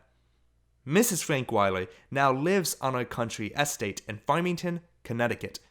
Her home, which at one time was open to the greats in the worlds of art, business, and politics, is now closed to all but her staff, her advisors, and a few close friends. The Frankweilers had no children. A museum spokesman said yesterday, "Whether or not conclusive proof will be found that this was the work of Michelangelo, we are pleased with our purchase." Although Michelangelo Buonarroti is perhaps best known for his paintings of the Sistine Chapel in Rome, he always considered himself a sculptor, and primarily a sculptor of marble. The question of whether the museum has acquired one of his lesser-known masterpieces still awaits a final answer. If Claudia's interests had been a little broader, if she had started with the national news on page 1 and had then read the continuations on page 28, she might have noticed a small article on that page, one column wide, that would have interested her. The date line was Greenwich, Connecticut, and it stated that 2 children of Mr. and Mrs. Stephen C. Kincaid Sr. had been missing since Wednesday. The article didn't mention any clues like Claudia's letter. It said that the children were last seen wearing nylon-quilted ski jackets. Small help. 14 out of 15 kids in the USA wear those. It went on to describe Claudia as brunette and pretty, and Jamie as brunette and brown-eyed. Police in the neighboring towns of Darien and Stamford in Connecticut and Port Chester, New York, had been altered. You see, Saxonburg, Claudia had found the article about the statue too easily. She didn't even look at the first section of the paper. I keep telling you that often the search proves more profitable than the goal. Keep that in mind when you're looking for something in my files. Claudia and Jamie read about the statue with great interest. Claudia read the article twice so that she could memorize it all. She decided that the statue was not only the most beautiful in the world, but also the most mysterious. Jamie said, "I don't think $225 is cheap. I've never had that much money in my whole life. Totaling up all my birthday and Christmas presents since I was born 9 long years ago wouldn't make $225. Claudia said, "You wouldn't consider 2.25 cents very much, would you?" Jamie answered, "I might." "That's right, you might. But most people wouldn't. Well, if this statue is by Michelangelo, it is worth about $2,250,000 instead of $225. That's the same as saying that suddenly 2.25 cents is worth $225. Jamie thought this over a minute. He was impressed. "When I grow up, I'm going to find a way to know for certain who did a statue." This was all Claudia needed. Something that had been smoldering inside her since she first saw the statue, that had been fed by the Times article, now flared into an idea. "Jamie, let's do it now. Let's skip learning everything about everything in the museum. Let's concentrate on the statue." "Can we still take class tours as we did yesterday?" Claudia answered, "Of course. We don't have to skip learning something about everything. We just won't learn everything about everything. We'll concentrate on Michelangelo." Jamie snapped his fingers. "I've got it!" he exclaimed. He held up his hands for Claudia to see. "What does that mean?" "Fingerprints, silly. If Michelangelo worked on the statue, his fingerprints would be on it." "Fingerprints? Almost 500-year-old fingerprints? How would you know that they belonged to Michelangelo? He didn't have a police record. I don't suppose he did. As a matter of fact, I'm not sure people were fingerprinted in those days, even if they did." "But what if we were to find identical fingerprints on something they knew that he did? We could compare them." Claudia kept looking at the picture of the statue as she finished eating her baked beans. "Jamie," she said, "do you think the statue looks like anyone special?" She folded her arms and gazed into a distance. "No one I know looks like an angel." "Think a minute." She cleared her throat and lifted her chin slightly and gazed into the distance. "Don't think about the hairstyle or the clothes or anything. Just think about the face." She nudged the page of the New York Times closer under Jamie's nose and resumed her pose. Jamie looked at the picture. "Nope," he said, looking up. "Can't you see any resemblance?" "Nope."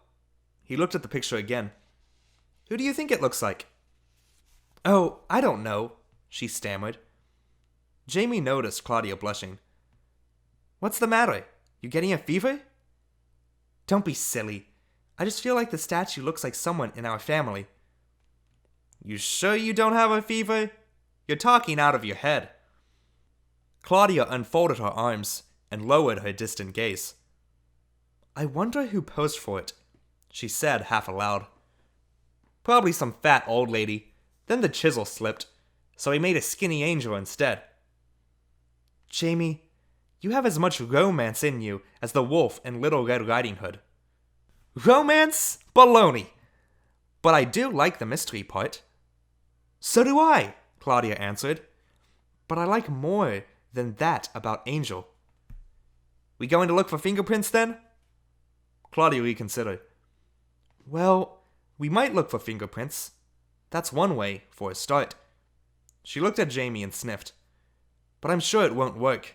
We'll look tomorrow, even though it won't work." And she looked some more at the picture. On the second day, the crowd going up the broad staircase to see the little angel was even greater. The newspaper articles had made people curious. Besides, it was a cloudy day, and museum attendance always improves in bad weather. Some people who had not been to the Metropolitan Museum for years came. Some people who had never been there, ever, came. They got directions from maps, subway conductors, and police. I'm surprised, Saxonburg, that seeing my name in the paper in connection with Michelangelo didn't even bring you to the museum. You would have profited more than you would have thought by that trip. Are photo albums of your grandchildren the only pictures you look at? Are you altogether unconscious of the magic of the name of Michelangelo? I truly believe that his name has magic even now. The best kind of magic because it comes from true greatness. Claudia sensed it as she again stood in line. The mystery only intrigued her. The magic trapped her. Both children were annoyed when the guards plus the push of the crowd hurried them past the angel. How could they possibly look for fingerprints when they were so rushed? After this hurried visit to the statue, they decided to do their research when they had the statue and the museum to themselves. Claudia especially wanted to make herself important to the statue. She would solve its mystery, and it, in turn, would do something important to her. Though what it was, she didn't quite know. As they once again reached the back stairs, Claudia asked Jamie, "With whom shall we dine today, Sir James?" Jamie answered, "Oh, I don't know, dear Lady Claudia. Shall we find a good and proper group?" "Yes, let us, Sir James." Thereupon, Jamie held out his arm, and Claudia rested the tips of her fingers on the top of his hand, and they descended the stairs. They proved to be as fussy in their selection as Goldilocks. This group was too old, that group too young, this too small, that all girls. But they found a good and proper group in the American wing, where they spent a lovely and informative hour and a half learning about the arts and crafts of colonial days. They dined with the group, staying always at the rear of the line, always slightly apart. both Jamie and Claudia had acquired a talent for being near but never part of a group. Some people, Saxonburg, never learn to do that all their lives, and some learn it all too well. End of Chapter 4. Chapter 5. They had been gone from home for 3 days now. Claudia insisted on a fresh change of underwear every day. That was the way she had been brought up. She insisted for Jamie, too. No question about it. Their laundry was becoming a problem. They had to get to a laundromat. That night, they removed all their dirty clothes from their instrument cases and stuffed those that would fit into various pockets. Those that didn't fit, they wore. A double layer of clothes never hurts anyone in winter, as long as the clean ones are worn closest to the skin. Saturday seemed a good day for housekeeping chores. There would be no school groups for them to join. Claudia suggested that they eat both meals outside the museum. Jamie agreed. Claudia next suggested a real sit-down restaurant with tablecloths on the tables and waiters to serve you. Jamie said, "No!" with such force that Claudia didn't try to persuade him. From breakfast at the automat, they went to laundry at the laundromat. They emptied their pockets of underwear and removed the layer of soiled socks. No one stared. Someone before them had probably done the same thing sometime that week. They bought soap from a machine for 10 cents and deposited a quarter into the slot in the washer. Through the glass in the door, they watched their assorted clothing spill and splash over and around and around.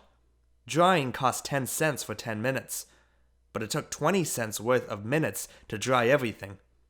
When all was done, they were disappointed. All of it looked dismally gray, very unelegant. Claudia had thought that their white underwear should not have been washed with the red and navy blue socks, but she would not have considered asking for more money for anything as unglamorous as dirty socks. "Oh well," she moaned. "At least they smell clean." Jamie said, "Let's go to the TV department of Bloomingdale's and watch TV."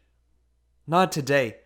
We've got to work on the mystery of the statue all morning tomorrow, because tomorrow the museum doesn't open until 1 o'clock. Today we must learn all about the Renaissance and Michelangelo to prepare ourselves. We'll do research at the big library at 42nd Street. How about the TV department of Macy's instead?" "To the library, Sir James."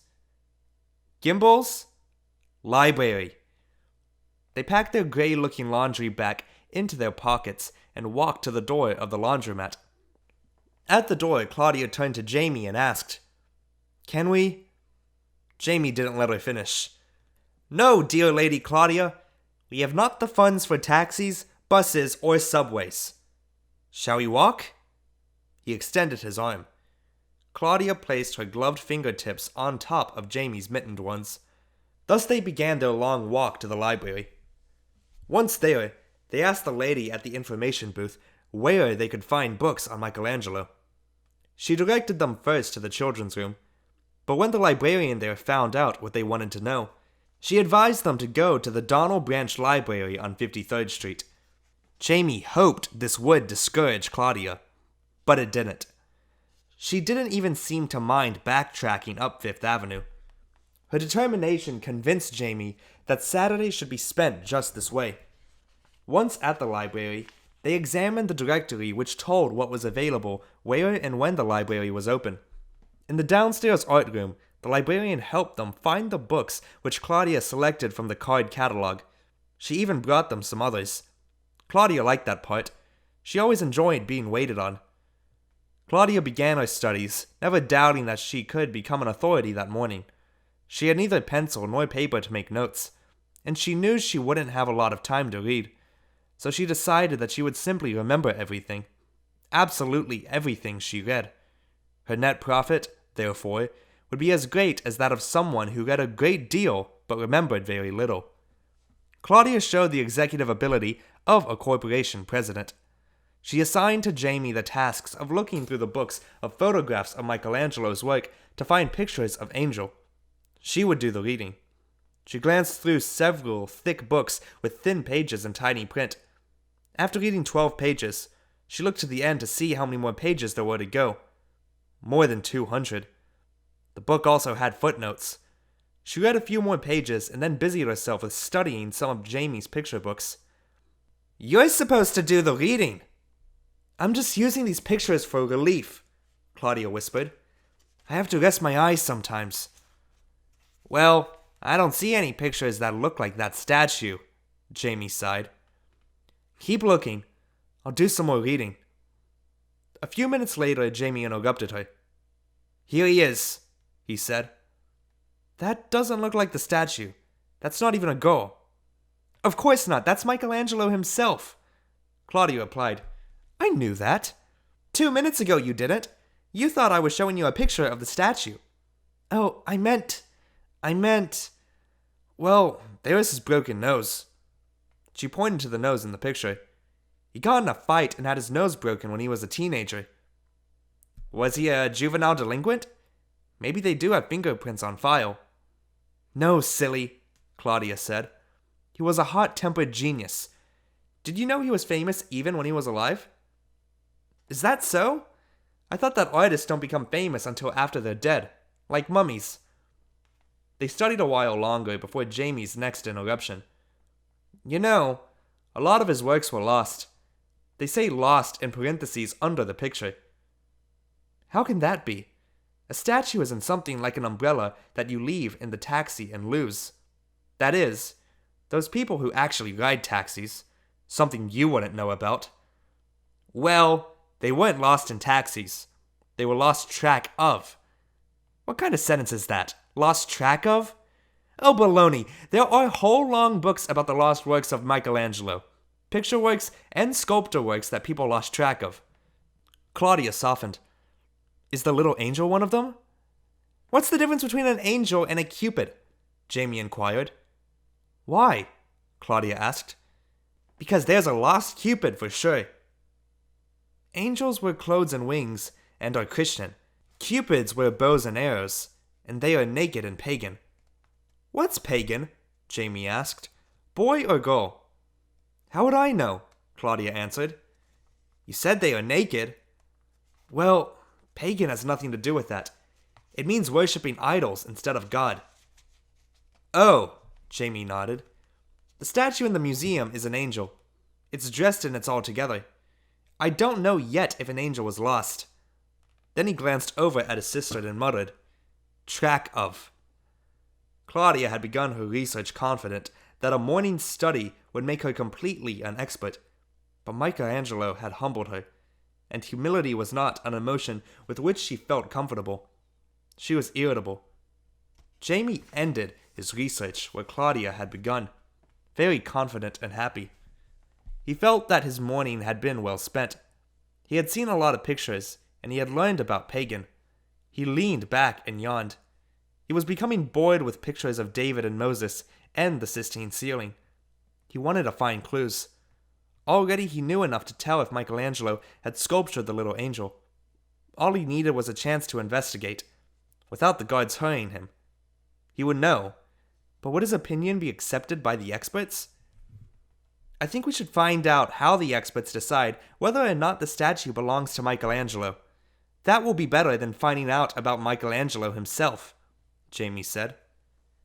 "I know how they find out. They gather evidence like sketches he did and diaries and records of sales. And they examine the statue to see what kind of tools were used and how they were used. Like no one living in the 15th century would use an electric drill. How come you didn't take art appreciation lessons with me?" "The summer before last?" "Yes, before school started." "Well, the summer before last, I had just finished the second half of first grade." "So what? So baloney! It was all I could do to sound out the name of Dick and Jane's dog." Claudia had no answer for Jamie's logic. Besides, Jamie agreed with her. "I guess it is better to look for clues after all. We're doing something that none of the experts can do." Claudia's impatience surfaced. She had to pick a fight with Jamie. "Don't be silly. They can read all this stuff too. There's certainly plenty of it." "Oh, I don't mean that. I mean that we're living with the statue. You know what they always say. The only two ways to get to know someone are to live with him or play cards with him." "Well, At least the little statue can't cheat at cards like someone else I know. Claudia, dear, I'm no angel, statue or otherwise. Claudia sighed. Okay, Sir James, let's go. And they did. As they were walking up the steps, Jamie spied a Hershey's almond bar in its wrapper lying in the corner of the landing. He picked it up and tore open one corner. Was it bitten into? Asked Claudia. No, Jamie smiled. One half?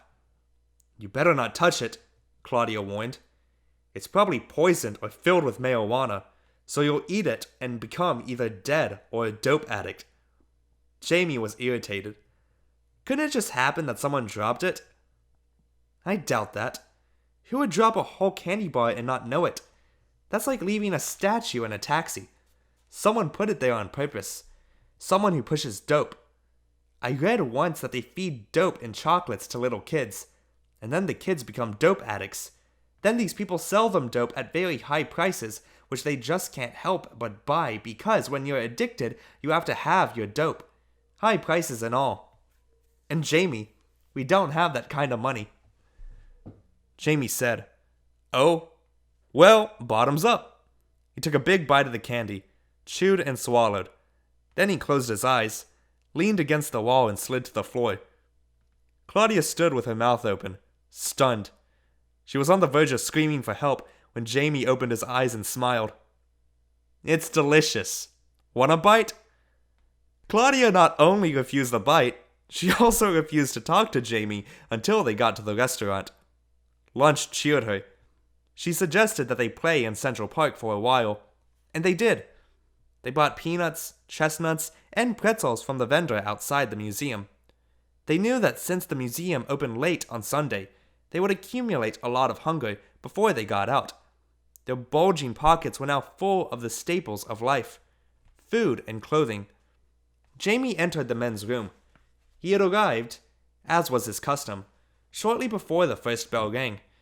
The bell that warned everyone that the museum would close in 5 minutes. He waited. The bell rang. He got into a booth. First bell, second bell. It was routine, just as boarding the school bus had once been routine. After the first day, they had learned that the staff worked from 9 a.m. until 5 p.m., a work schedule just like their father's.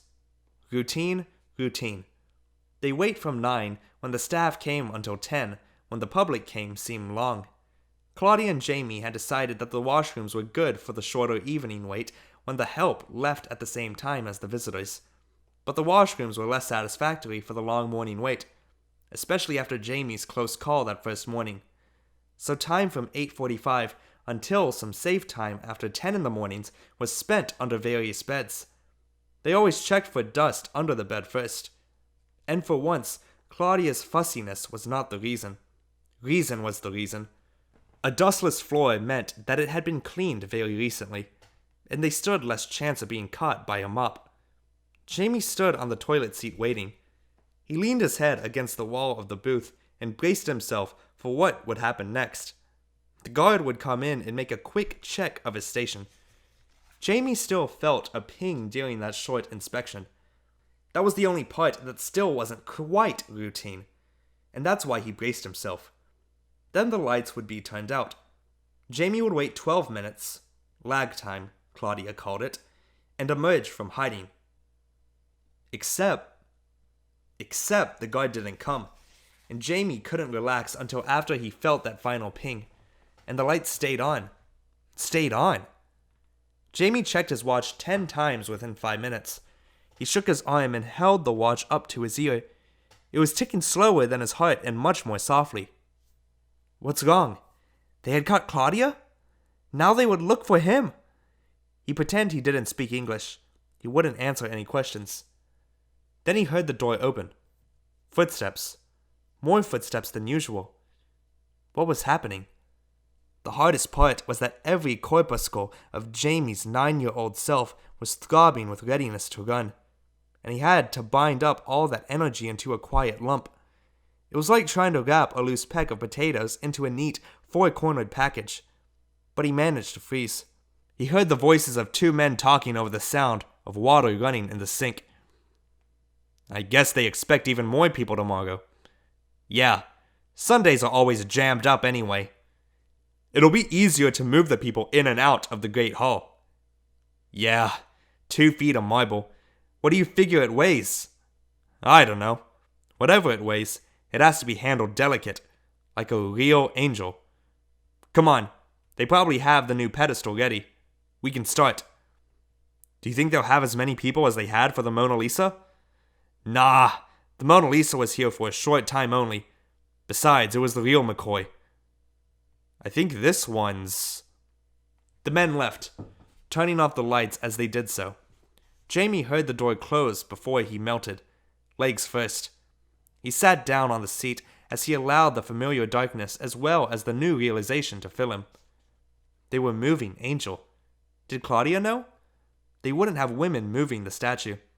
There would be no one in the ladies' room washing up. Who would give her the information? He would. By mental telepathy. He would think a message to Claudia. He folded his hands across his forehead and concentrated. Stay put, Claudia, stay put. Stay put. Stay put. Claudia, stay put. He thought that Claudia would not approve of the grammar in his mental telegram. She would want him to think stay in place. But he wouldn't want to weaken his message by varying it one bit. He continued thinking stay put.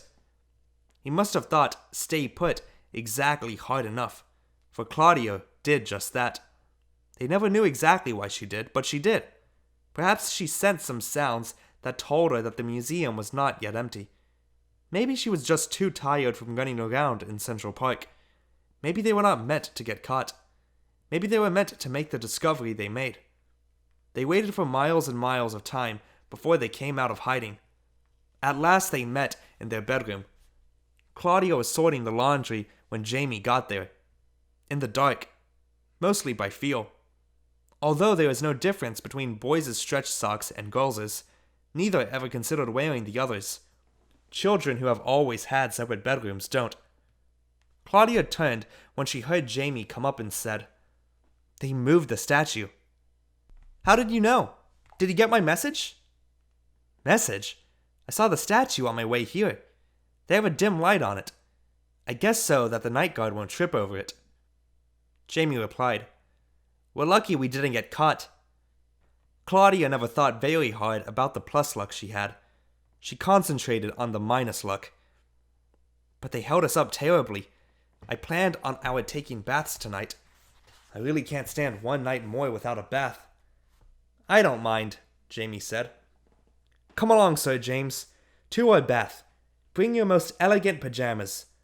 The ones embroidered in gold with silver tassels will do." "Where, dear Lady Claudia, dost thou expect to bathe?" "In the fountain, Sir James, in the fountain." Jamie extended his arm, which was draped with his striped flannel pajamas, and said, "Lady Claudia, I knew that sooner or later you would get me to that restaurant." It makes me furious to think that I must explain the restaurant to you, Saxonburg. I'm going to make you take me to lunch in there one day soon. I just this minute became determined to get you into the museum. You'll see later how I'm going to do it. Now, about the restaurant. It is built around a gigantic fountain. Water in the fountain is sprayed from dolphins sculptured in bronze. The dolphins appear to be leaping out of the water. On their backs are figures representing the arts, figures that look like water sprites. It is a joy to sit around that wonderful fountain and to snack petit fours and sip espresso coffee. I'll bet that you'd even forget your blasted ulcer while you ate there. Lady Claudia and Sir James quietly walked to the entrance of the restaurant. They easily climbed under the velvet rope that meant that the restaurant was closed to the public. Of course, they were not the public. They shed their clothes and waded into the fountain. Claudia had taken powdered soap from the restroom. She had ground it out into a paper towel that morning. Even though it was freezing cold, she enjoyed her bath. Jamie, too, enjoyed his bath, for a different reason. When he got into the pool, he found bumps on the bottom, smooth bumps. When he reached down to feel one, he found that it moved. He could even pick it up. He felt its cool roundness and splashed his way over to Claudia. "Income, Claudia! Income!" he whispered. Claudia understood immediately and began to scoop up bumps she had felt on the bottom of the fountain. The bumps were pennies and nickels people had pitched into the fountain to make a wish. At least 4 people had thrown in dimes, and 1 had tossed in a quarter. "Someone very rich must have tossed in this quarter," Jamie whispered. "Someone very poor," Claudia corrected. "Rich people have only penny wishes." Together they collected $2.87. They couldn't hold more in their hands. They were shivering when they got out, drying themselves as best they could with paper towels, also taken from the restroom. They hurried into their pajamas and shoes. They finished their preparations for the night. They took a small snack and decided it was safe to wander back into the great hall to look again at their angel. "I wish I could hug her," Claudia whispered. "They probably bugged her already. Maybe that light is part of the alarm. Better not touch. You'll set it off." "I said hug, not bug. Why would I want to bug her?" "That makes more sense than to hug her." "Silly. Shows how much you know. When you hug someone, you learn something else about them. Unimportant something else." Jamie shrugged his shoulders. Both looked at Angel a long time. "What do you think?" Jamie asked. "Did he or didn't he?" Claudia answered. "A scientist doesn't make up his mind until he's examined all the evidence." "You sure don't sound like a scientist. What kind of scientist would want to hug a statue?" Claudia was embarrassed, so she spoke sternly. "We'll go to bed now, and we'll think about the statue very hard. Don't fall asleep until you've really thought about the statue and Michelangelo and the entire Italian Renaissance." And so they went to bed. But lying in bed just before going to sleep is the worst time for organized thinking. It is the best time for free thinking.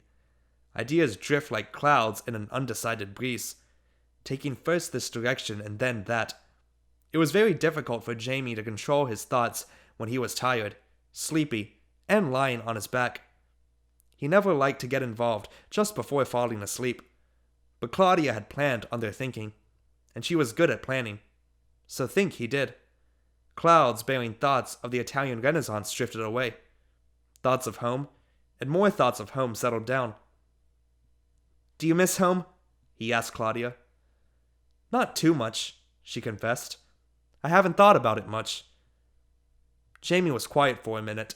Then he said, "We probably have no conscience, and I think we ought to be homesick. Do you think Mom and Dad raised us wrong? They're not very mean, you know. Don't you think that should make us miss them?" Claudia was silent. Jamie waited. "Did you hear my question, Claude?" "Yes, I heard your question. I'm thinking."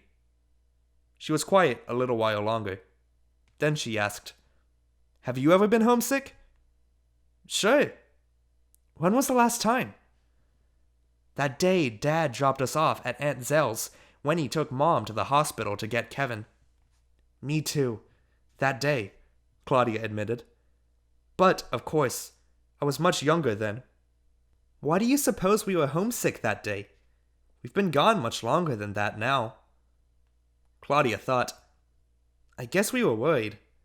Boy, had I known then that she was going to end up with Kevin, I would have known why we were worried.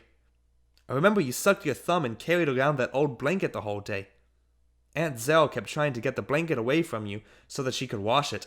It stank." Jamie giggled. "Yeah, I guess homesickness is like sucking your thumb. It's what happens when you're not very sure of yourself." "Or not very well trained," Claudia added. "Heaven knows. We are well trained. Just look how nicely we've managed. It's really their fault if we're not homesick." Jamie was satisfied. Claudia was more. "I'm glad you asked that about homesickness, Jamie. Somehow, I feel older now. But, of course, that's mostly because I've been the oldest child forever, and I'm extremely well adjusted." They went to sleep then. Michelangelo, Angel, and the entire Italian Renaissance waited for them until morning.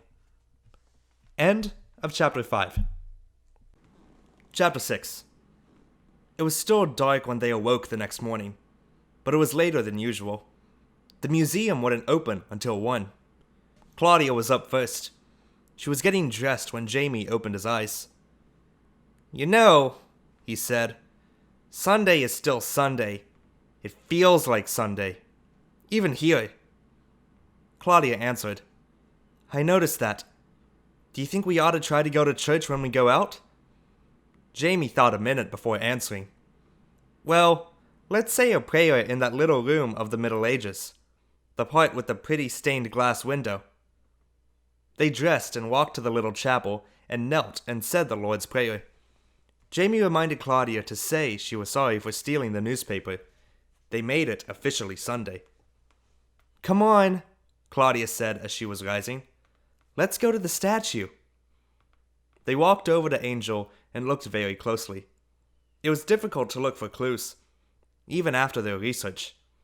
They were accustomed to having all the clues neatly laid out on a diagram placed in front of the exhibit. "I still say that it's too bad we can't touch her," Claudia complained. "At least we're living with it. We're the only two people in the whole world who live with it." Mrs. Frankweiler did too. She could touch and hug it, Jamie teased. "I'll bet she knows for sure if Michelangelo did it." "Sure she does," Jamie said. He then threw his arms around himself, leaned his head way back, closed his eyes, and murmured. Every morning when she got up, Mrs. Frankweiler would throw her arms around the statue, peer into its eyes, and say, "Speak to me, baby." One morning the statue answered. Claudia was furious. "The men who moved it last night hugged it when they moved it. There's all kind of hugging." She refused to look at Jamie again and instead stared at the statue. The sound of footsteps broke the silence and her concentration. Footsteps from the Italian Renaissance were descending upon them. The guard was coming down the steps. "Oh, baloney," thought Jamie. There was just too much time before the museum opened on Sundays. They should have been in hiding already. Here they were out in the open with a light on. Jamie grabbed Claudia's hand and pulled her behind the booth where they rent walkie-talkies for a tour of the museum. Even though they were well hidden by the dark as they squatted there, they felt as exposed as the great bare lady in the painting upstairs. The footsteps stopped in front of Angel. Jamie sent another mental telegram. "Get going, get going, get going." Of course, it worked. The guard moved on toward the Egyptian wing to cover the rest of his tour. The two children wouldn't even allow themselves a sigh of relief. They were that well-disciplined. After 10 minutes lag time, Jamie tugged the hem of Claudia's jacket, and they cautiously got up. Jamie led the way back up the great stairway. As he did so, his logic became clear to Claudia. Thank goodness Jamie thought so clearly so fast, and thank goodness for those 20 acres of floor space. It would take the watchman more than an hour before he passed that way again. They stealthily climbed the wide stairway, staying close to the rail. Step, pause, step, pause, all the way to the top until they found themselves in front of the pedestal on which Angel had stood just the day before. Claudia paused to look, partly from habit and partly because anything associated with Angel was precious. Jamie paused to catch his breath. "Why do you think they changed the velvet under her from blue to gold?" Claudia whispered. "This blue probably got dirty. Come on, let's hide." Claudia looked again at the velvet. Light was beginning to seep into the museum. Something on top of the velvet caught her eye. One of the workmen must have been drinking beer when he moved the statue. "Most people drink beer," Jamie said. "What's so unusual about that?" "They don't let visitors bring in beer," answered Claudia. "I wonder why they allow the workers to do it. What if he had spilled it on Angel? See where he must have put his beer can on that platform." She pointed to the blue velvet covering the pedestal. "See the rings where the pile of the velvet isn't crushed?" Jamie said, "Yeah, Valentine beer. Those 3 rings." Then he began humming a commercial that he had heard during the baseball game on television last spring. Claudia interrupted. "Those are the marks of the beer can itself. After all, the emblem on the can is flat against the can. It could have been any kind of beer. Schlitz, Rheingold." Jamie stared at the blue velvet. "You're right, Claude. Except for one thing." "What's that?" she asked. "The rings the beer cans made would have crushed the plush of the velvet down, and the plush of this velvet is crushed up." "What kind of sentence is that? Crushed up?" "Oh, baloney, just go ahead and pick on my grammar. Go ahead, pick on my grammar. But you can't pick on my logic. The weight of the statue crushed all the velvet down except when the marble was chipped away and the plush was crushed up. Claudia, there's a crushed up W in one of those circles that is also crushed up." "For goodness sake, that's not a W, that's an M." She looked at Jamie, and her eyes widened. "M for Michelangelo." Jamie was rubbing his eyes. "You know, Claude, I saw that symbol yesterday on the cover of one of the books I looked at." "What was it, Jamie? What was it?" "How should I know? You were supposed to be doing the reading. I was just supposed to be looking for pictures and clues." "James Kincaid, you are something. You are absolutely something. As if it would have hurt you to read one little thing. Just one little thing." Jamie said, "Well, we have a clue." "We could know already." "We have an important clue. I'll bet they never even looked at the bottom of the statue." "Now we have to go back to the library today to find out what that symbol means." "But we can't. That library's closed on Sundays." "Oh, Jamie, I've got to know." "We'll check the museum bookshop. Don't worry, Claude. I'll recognize the book. Right now, we better hide." Claudia glanced at her watch. "Where are we going to hide up here? There's no furniture. We can't risk going downstairs again." Jamie picked up a corner of the blue velvet drape. "Be my guest," he said, indicating the floor under the platform with an elegant sweep of his hand. Jamie and Claudia squatted under the platform waiting. It was close quarters under there. Jamie needed only to point his fingers to poke his sister in the ribs. "I say, Lady Claudia, I do believe we're safe and onto something really great." "Perhaps, Sir James, perhaps." Claudia didn't think about their close calls. They were unimportant. They wouldn't matter in the end. The end having something to do with Michelangelo, Angel, history, and herself. She thought about the history test she had had on Monday at school. There had been a question on the test that she couldn't answer. She had studied hard and read the chapter thoroughly. She knew what the answer was, the second paragraph in the right-hand column of page 157. In her mind, she could actually see where the answer was, but she couldn't think of what it was. Angel was that way, an answer to running away, and also to going home again. Lay in Angel. She knew it was there, but she didn't know what it was. It was just escaping her as the answer to the question on the test had. Except this was even harder, for she wasn't exactly certain of the question she was trying to answer. The question had something to do with why Angel had become more important than having run away or even being safe at the museum. Oh, she was right back where she had started. It was too stuffy under that velvet. How could anyone think straight? No wonder her thinking came out in circles. She knew one thing for sure. Maybe they had a clue. A crowd formed in front of the museum before it opened. The guard who was to have removed the pedestal and drape was called outside to set up sawhorses and make orderly rows out of the mass of people. The museum couldn't spare Morris until after the police had sent help for the sidewalk traffic. When he finally moved the platform and drape and took them to the basement for storage, Claudia and Jamie had already left and were browsing around the crowded bookshop, peeking under the dust jackets of books about Michelangelo. They found the book with the mark on the cover. The crushed-up mark on the dark blue velvet was Michelangelo's stonemason's mark. He had chipped it into the base of the marble to identify himself as owner, much as brands are burned into the hides of cattle to identify their owners.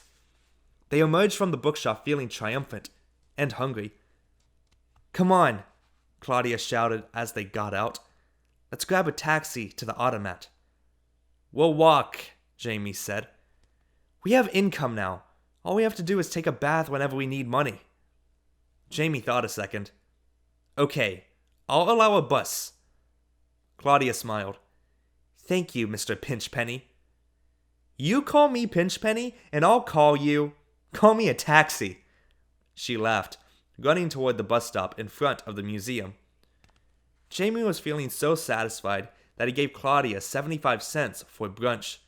He allowed himself the same. As they ate, they discussed what they should do about the awesome information they had. Let's call the New York Times, Jamie suggested. All that publicity? They'll want to know how we found out. Let's call the head of the Metropolitan. He'll want to know how we found out. We'll tell him. Are you out of your mind?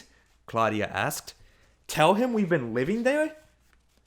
Don't you think we ought to tell the museum about the crushed up mark on the velvet? We owe it to them, Claudia answered. We've been their guests all this time. Then you figure out how we can let them know without getting caught. I'll bet you already have it all worked out. As a matter of fact, I do. Claudia leaned across the table and spoke to Jamie in her best secret agent fashion. We'll write them a letter and tell them to look at the base of the statue for an important clue. What if they can't figure out what the clue is? We'll help them with that when they need help. We'll reveal ourselves then. And they'll be very happy to have been our hosts, Claudia said. She paused long enough for Jamie to begin to get impatient. But just begin. Here's the plan. We rent a post office box in Grand Central. Like when you send in box tops, you always send them to P.O. Box number so-and-so. We write a letter and tell them to answer us at the box number. After they tell us that they need help, we reveal ourselves as heroes. Can't we go home and wait? That was rough last night and this morning. Besides, then we can be heroes twice. Once when we return home, and once when we reveal ourselves. No! Claudia screeched. We have to know about Angel first. We have to be right. Wow! What's the matter with you, Claude? You know you plan on going home sometime. Yes, she answered. Sometime. But not just any time. Her voice was becoming high-pitched again.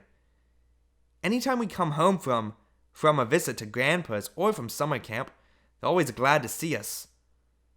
But it never makes any difference. Going home without knowing about Angel for sure will be the same as going home from camp. It won't be any different. After one day, maybe two, we'll be back to the same old thing. And I didn't run away to come home the same. Well, this has been much more fun than camp. Even the food's been better.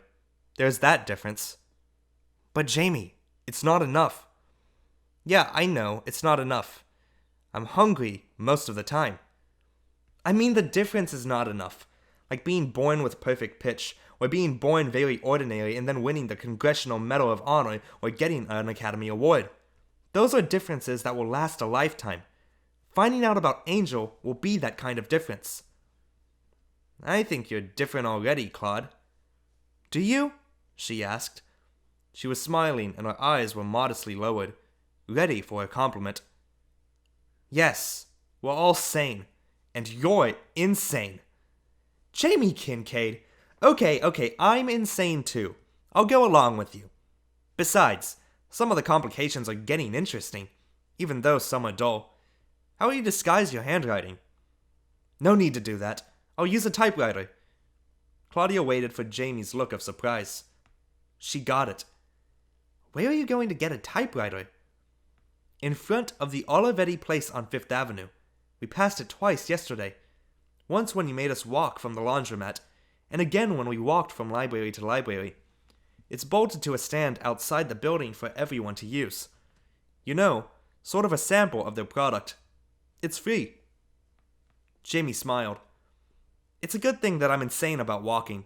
Otherwise, you would never have found that typewriter. And it's a good thing that I'm an excellent observer, Claudia added. They marched up Fifth Avenue and were delighted to find a piece of paper already in the typewriter. Across the top of the page, someone had typed, "Now is the time for all good men to come to the aid of their party." Claudia didn't know that the sentence was a common one used in practice typing. She thought it appeared appropriate to their message and would add a proper note of mystery besides. Here, Saxonburg, is a copy of the letter Claudia typed. You can see that her typing needed a great deal of improvement. Now is the time for all good men to come to the aid of their party. Dear museum head, we think that you should examine the bottom of the statue for an important clue. The statue we mean is the one you brought for $225. And the clue is that you will find Michelangelo's stone mason's mark on the bottom. If you need help about this clue, you may write to us at Grande Central Post Office, Box 847 in Manhattan. Sincerely, friends of the museum. Pleased with their effort, they felt that they could take the rest of their day off. They wandered around Rockefeller Center and watched the skaters for a short while. They watched the crowd watching the skaters for a while longer. When they returned to the museum filled with satisfaction and with snacks for their supper, they saw a long line of Sunday people waiting to climb the museum steps, knowing that everyone in that line would be shepherded in and out, in front of and past the statue in a matter of minutes. They decided to enter through the rear entrance instead. The guard at the door told them that they would have to use Fifth Avenue entrance if they wished to see Angel. "Oh, we've already seen that," Jamie said. The guard, from friendliness, helpfulness, or perhaps sheer loneliness, very few people had entered through his door that day, asked Jamie what he thought of it. "Well, we need to do more research, but it seems to me that..." Claudia pulled Jamie's arm. "Come along, Albert," she urged. On their way to the rooms containing Greek faces, they again observed the enormous crowds passing by the statue. As I was about to tell the guard, it seems to me that they should try to get to the bottom of the mystery. Claudia giggled. Jamie joined in. They spent exactly enough time among the vases of ancient Greece to be able to man their waiting stations and not be discovered. End of Chapter 6. Chapter 7. When they left the museum on Monday morning, Claudia walked to the bus stop without even consulting Jamie. "Don't you think we ought to get breakfast first?" he asked. "Mail early in the day," Claudia answered. "Besides, we want them to get this letter as soon as possible." "It will get there faster if we deliver it by hand," Jamie suggested. "Good idea. We'll get our mailbox number, write it in, and then take it to the museum office." Since Jamie was official treasurer of the team, it was he who approached the man behind the cage window at the post office. "I would like to rent a post office box," he declared. "For how long?" the man inquired. "For about 2 days." "Sorry," the man said. "We rent them quarterly." "All right then, I'll take 8 quarterlies. That makes 2 days." "Quarter of a year," the man said. "That makes 3 months." "Just a minute," Jamie said. He held a whispered conference with Claudia. "Go ahead, rent it," she urged. "It'll cost a stack of money." "Why don't you find out instead of arguing about it now?" Claudia's whisper began to sound like cold water hitting a hot frying pan. "How much will a quarter of a year be?" he asked the postman. $4.50. Jamie scowled at Claudia. "See, I told you, a stack." Claudia shrugged her shoulders. "We'll take a long, long bath tonight." The postman hardly looked puzzled. People working at Grand Central Post Office grow used to strange remarks. They hear so many. They never stop hearing them. They simply stop sending the messages to the brains. Like talking into a telephone with no one on the receiver end. "Do you or don't you want it?" he asked. "I'll take it." Jamie paid the rent, signed a form using the name Angelo Michaels, and gave his address as Marblehead, Massachusetts. He received a key to box number 847. Jamie Angelo Kincaid Michaels felt important having a key to his own mailbox. He found his box and opened the little door. "You know," he remarked to Claudia, "it's a lot like Horn and Hardarts, except that we could have a complete spaghetti dinner for both of us coming out of a little door instead of just empty space." Paying $4.50 for empty space had been hard on Jamie. Claudia knew they wouldn't take a bus back to the museum. They didn't. Both Claudia and Jamie wanted to deliver the letter, but neither thought he should. Too risky. They decided to ask someone to deliver it for them. Someone with a bad memory for faces. Someone their own age would be best. Someone who might be nosy, but who wouldn't really care about them. It would be easiest to find a school group and select their messenger. They began their search for the group of the day by looking in the usual places. Arms and Armor, the Costume Institute, and Egyptian Art. As they approached the Egyptian wing, they heard the shuffling of feet and a sound they recognized as the folding of chairs and the gathering up of rubber mats. They weren't anxious to hear the talk about mummies again. They never watched repeats on television either. But they decided to look the group over, so they waited inside the tomb. Now, Saxonburg, I must tell you about that Egyptian tomb called the mastaba. It's not a whole one, it's the beginning of one. You can walk into it, you can spend a lot of time in it, or you can spend very little time in it. You can try to read the picture writing on the walls, or you can read nothing at all. Whether you read or not, whether you spend a lot of time or little in that piece of ancient Egypt, you will have changed climate for at least that part of your day. It is not a hard place to wait in at all. The group was moving past the entrance. Claudia and Jamie were relaxed and waiting, wrapped up in the vacuum of time created by those warm stone walls. Puffs of conversation broke the silence of their tomb. Sarah looks like a pharaoh. Pass it on. When are we gonna eat? Man, what a lot of walking.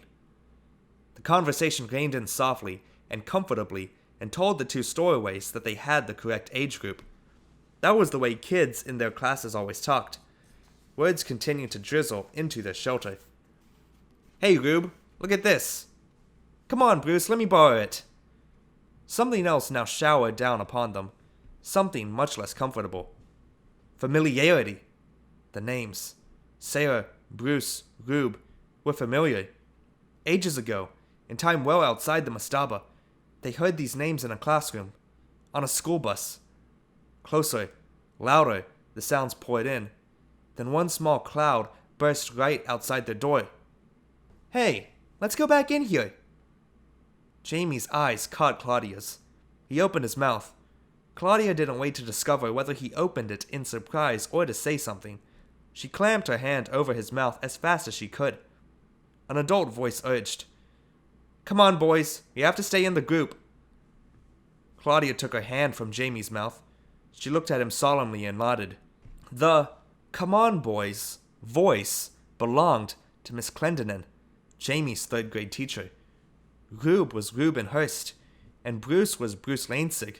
Sarah was Sarah Sawhill, and unfortunately, she did look a great deal like Pharaoh.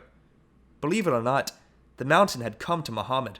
Their school had come to them. At least, Jamie's class had. Jamie was furious. Why had Claudia muzzled him? Did she think he had no sense at all? He pulled his eyebrows down and made his best possible scowl. Claudia held her finger up to her lips and signaled him to stay quiet. The sounds of third-grade shuffling and third-grade jostling faded from their shelter. The quiet of the ages returned to the tomb. But not to Jamie. He couldn't contain himself another minute. He could still feel the pressure of Claudia's hand over his mouth. I have half a mind to join that group and go back with them and just be mysterious about where I came from. If you do that, it'll show that you have half a mind. Exactly half. Only half. Something I suspected for a long time. You can't even see that this is perfect. How perfect? Claudia slowed down. You go to the museum office. Deliver the letter. Tell them you are in the third-grade group that is visiting from Greenwich, and someone asked you to deliver the letter. The teacher said it would be okay if they ask you your name. Say Bruce Lansig, but only if they ask. You know, Claude, when I'm not wishing I could give you a sock right in the nose, I'm glad you're on my team. You're smart even if you're hard to live with. You'll do it then? Claudia asked. Yeah, I'll do it. It is perfect. Let's hurry before they come back. Jamie entered the museum office, and Claudia stood guard outside the door. She intended to step inside the office if she spotted the class running. Jamie wasn't gone long. Everything had gone well, and they hadn't asked his name. Claudia grabbed his arm as he came out. All the energy of Jamie's wound-up nerves let loose. He collapsed as hard as if Claudia had suddenly jumped off the down end of a teeter-totter while he was still sitting on an up end. "Yikes!" he yelled. Claudia was tempted to muzzle him again, but didn't. Instead, she led him out the door into the Fifth Avenue crowd and began walking uptown with him as fast as she could go. End of Chapter 7. Chapter 8. On Tuesday, they again did their laundry. The product of their efforts this time looked only slightly grayer than it had the time before. Claudia's sweater was considerably shrunken. They knew that it was too early to get an answer to their letter, but they couldn't resist starting down to Grand Central Post Office to take a look anyway. It was noon by the time they stopped and ate breakfast at a chock full of nuts on Madison Avenue. They dragged it out beyond the patience of the people who were standing, waiting to occupy their seats. Both Claudia and Jamie almost didn't want to look at their box in the post office. As long as they didn't look, they still had hopes that they could find a letter there. They didn't. They strolled along the streets and found themselves near the United Nations building. Claudia suggested to Jamie that they take the guided tour she had read about when she was studying the tour guidebook of the American Automobile Association. "Today we can learn everything about the UN." Jamie's first question was, "How much?" Claudia challenged him to walk in and find out. 50 cents. Each. They could go if Claudia was willing to skip dessert that afternoon. Jamie added, "You know, you can't have your cake and take tours too." "How about having tours and hot fudge sundaes too?" Claudia asked. They stood in line and got tickets for a tour. The girl selling tickets smiled down at them. "No school today?" she asked casually. "No," Jamie answered. "The boiler on the furnace broke. No heat. They had to dismiss school. You should have heard the explosion. All the windows rattled. We thought it was an earthquake. 14 kids got cuts and abrasions, and their parents were suing the school to pay for their medical expenses. Well, it was about 10 in the morning. We had just finished our spelling lesson when..." The man behind Jamie, who was dressed in a derby hat and who looked more as if he belonged in the UN than visiting it, said, "I say, what's holding up this line? I repeat, what is holding up this line?" The girl gave Jamie the 2 tickets. As she did so, the man in the derby hat was already pushing his money onto the counter. The girl looked after Jamie and Claudia as they were leaving and said, "Where is..." She couldn't finish her question. The man in the derby hat was scolding the girl. "No wonder it takes the UN forever to get something done. I've never seen a line move more slowly." He only looked as if he belonged. He certainly didn't act it.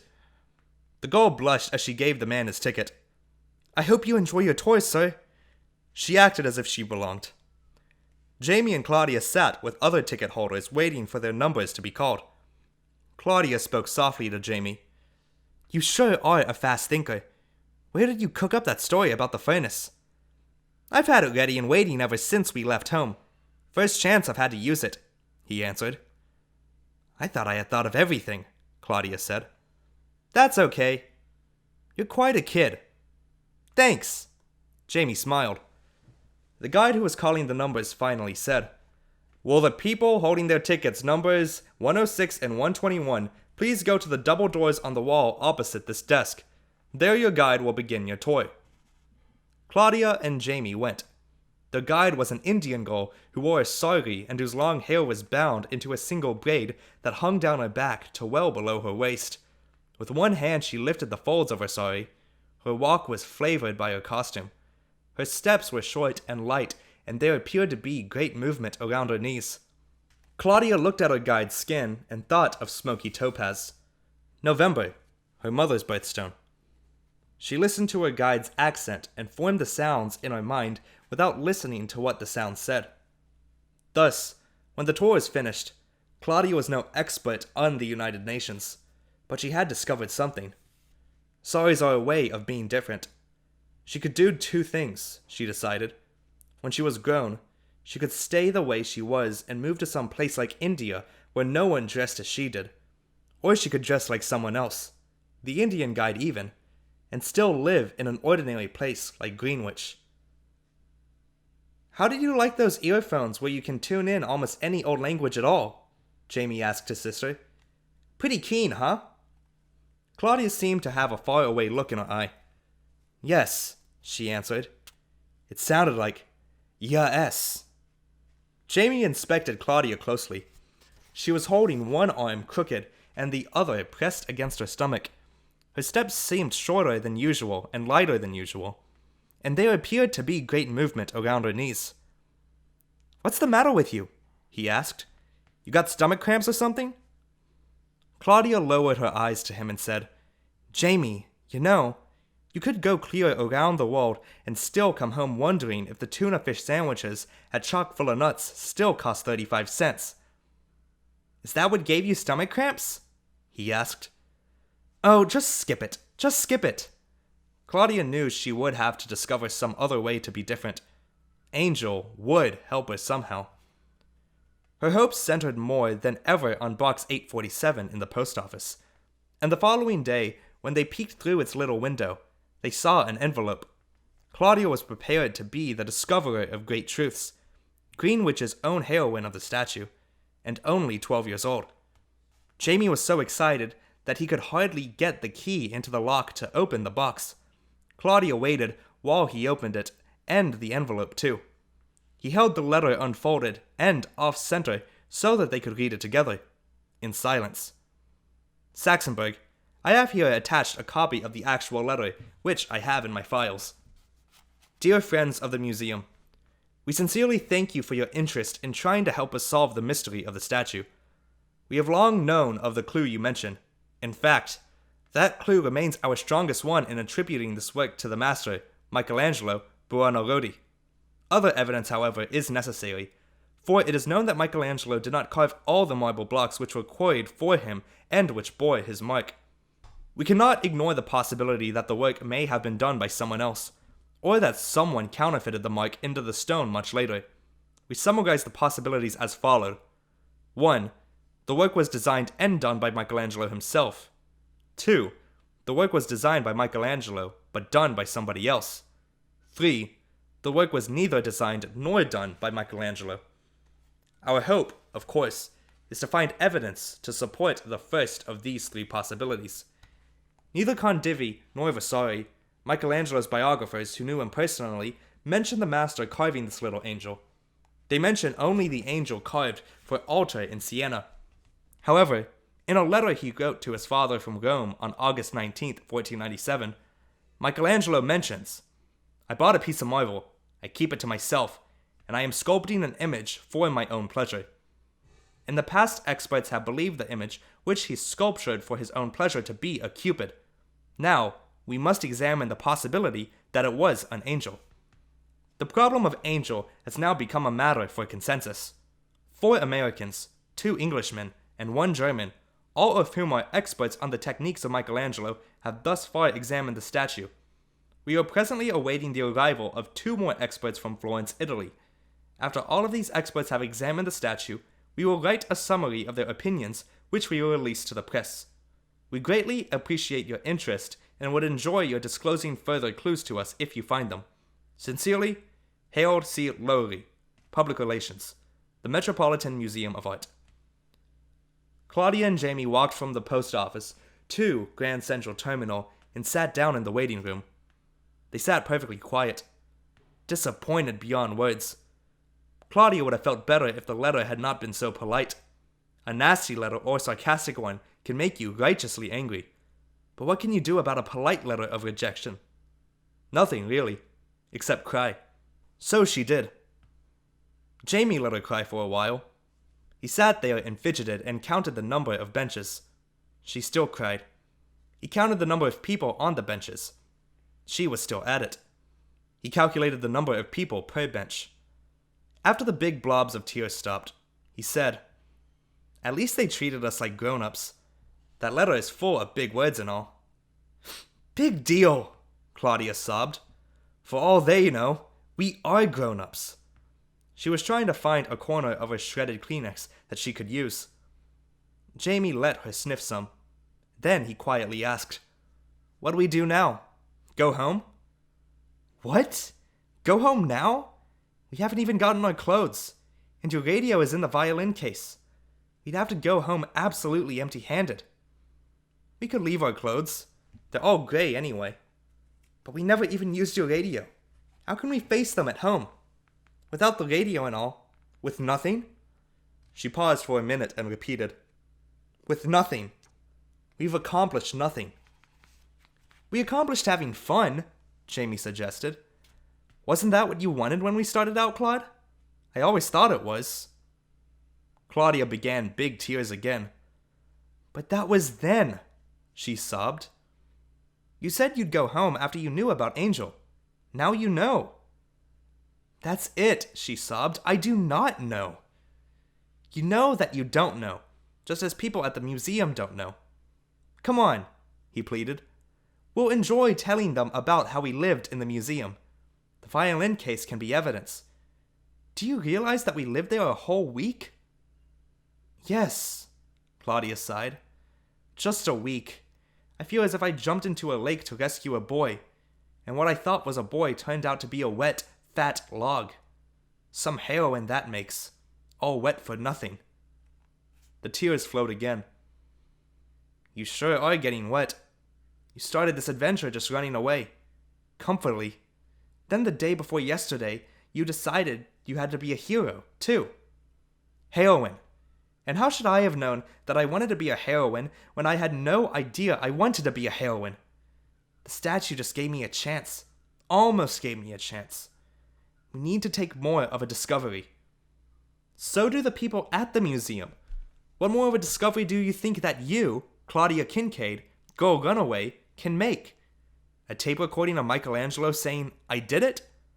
Well, I'll clue you in. They didn't have tape recorders 470 years ago. I know that, but if we make a real discovery, I'll know how to get back to Greenwich. You take the New Haven, silly. Same way as we got here. Jamie was losing patience. That's not what I mean. I want to know how to go back to Greenwich different. Jamie shook his head. If you want to go different, you can take a subway on 125th Street and then take the train. I didn't say differently, I said different. I want to go back different. I, Claudia Kincaid, want to be different when I go back. Like being a heroine is being different. Claudia, I'll tell you one thing you can do different. Differently, Claudia interrupted. Oh, baloney, Claude, that's exactly it. You can stop ending every single discussion with an argument about grammar. I'll try, Claudia said quietly. Jamie was surprised at her quiet manner, but he continued to be businesslike. Now about this discovery. Jamie, I want to know if Michelangelo did it. I can't explain why exactly, but I feel that I've got to know. For sure, one way or another, a real discovery is going to help me. If the experts don't know for sure, I don't mind not knowing. Let's get tickets for home. Jamie started toward the New Haven ticket window. Claudia stayed behind. Jamie realized that she was not following, returned to her, and lectured. You're never satisfied, Claude. If you get all A's, you wonder where are the pluses. You start out just running away, and you end up wanting to know everything. Wanting to be Joan of Arc, Clara Barton, and Florence Nightingale all in one. Nightingale, Claudia sighed. She got up and followed slowly behind her brother, but she was feeling too low to go home. She couldn't. She just couldn't. It just wasn't right. There were only 2 windows that didn't say closed.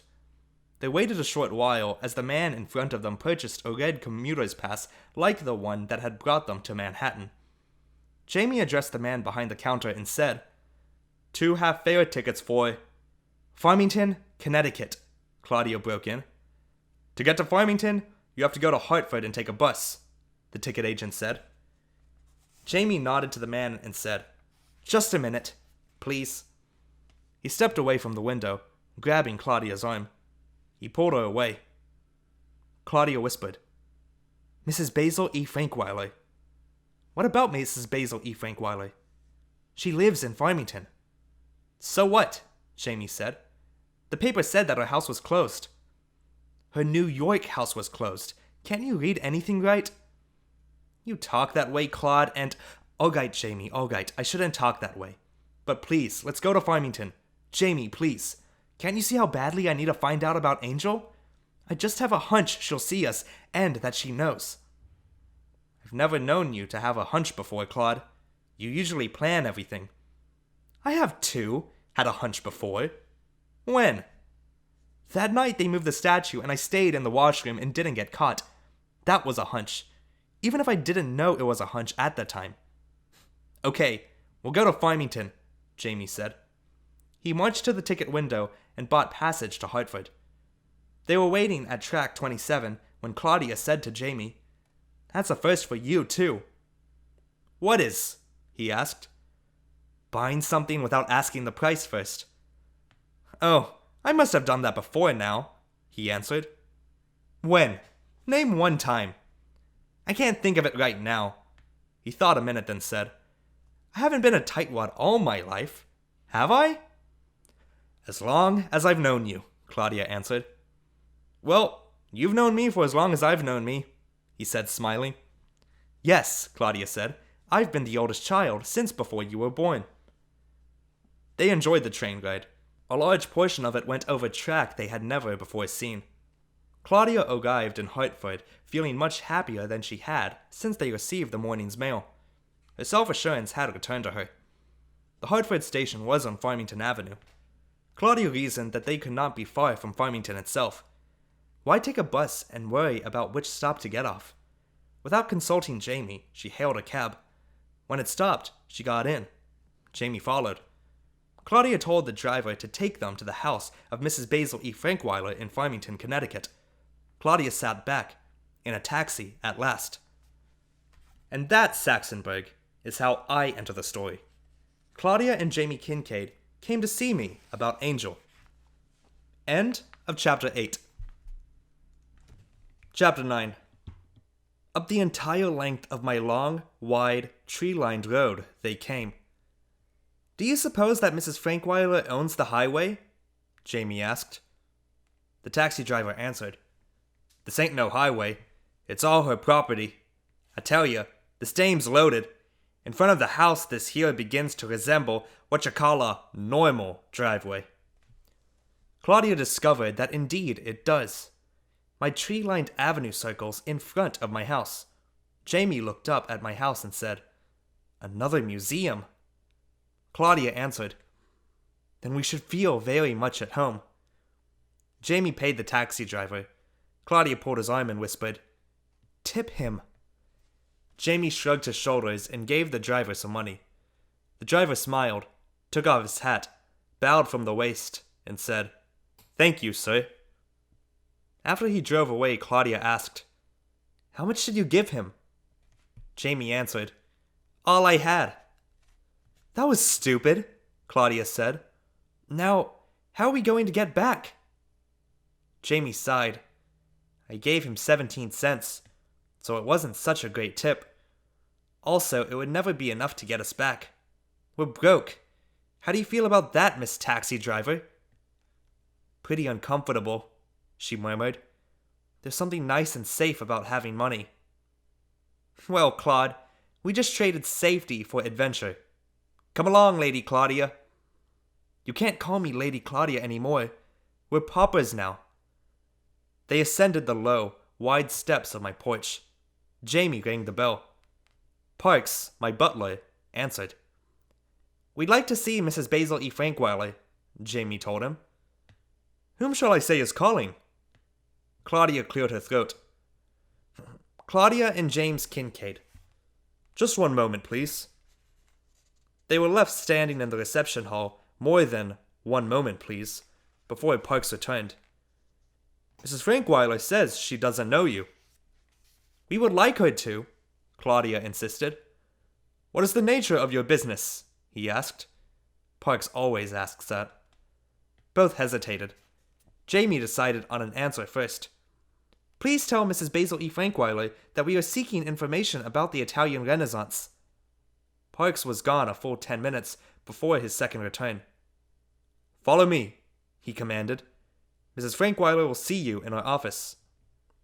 Jamie winked at Claudia. He felt certain that mentioning the Italian Renaissance had intrigued me. They walked behind Parks through my living room, drawing room, and library. Rooms so filled with antique furniture, oriental rugs, and heavy chandeliers that you complain that they are also filled with antique air. Well, when a house is as old as mine, you can expect everything in it to be thickened by time, even the air. My office surprised them after all this. It surprises everyone. You once told me, Saxonburg, that my office looks more like a laboratory than an office. That's why I call what I do there research. I suppose it does look like a lab furnished as it is with steel, formica, vinyl, and lit by fluorescence. You must admit, though, that there's one feature of the room that looks like an office. That's the rows and rows of filing cabinets that line the walls. I was sitting at one of the tables, wearing my customary white lab coat and my Baroque pearl necklace when the children were brought in. Claudia and James Kincaid, Parks announced. I allowed them to wait a good long while. Parks had cleared his throat at least 6 times before I had turned around. Of course, Saxonburg, you know that I hadn't wasted the time between Parks's announcement that Claudia and James Kincaid wanted to see me and the time they appeared at the office.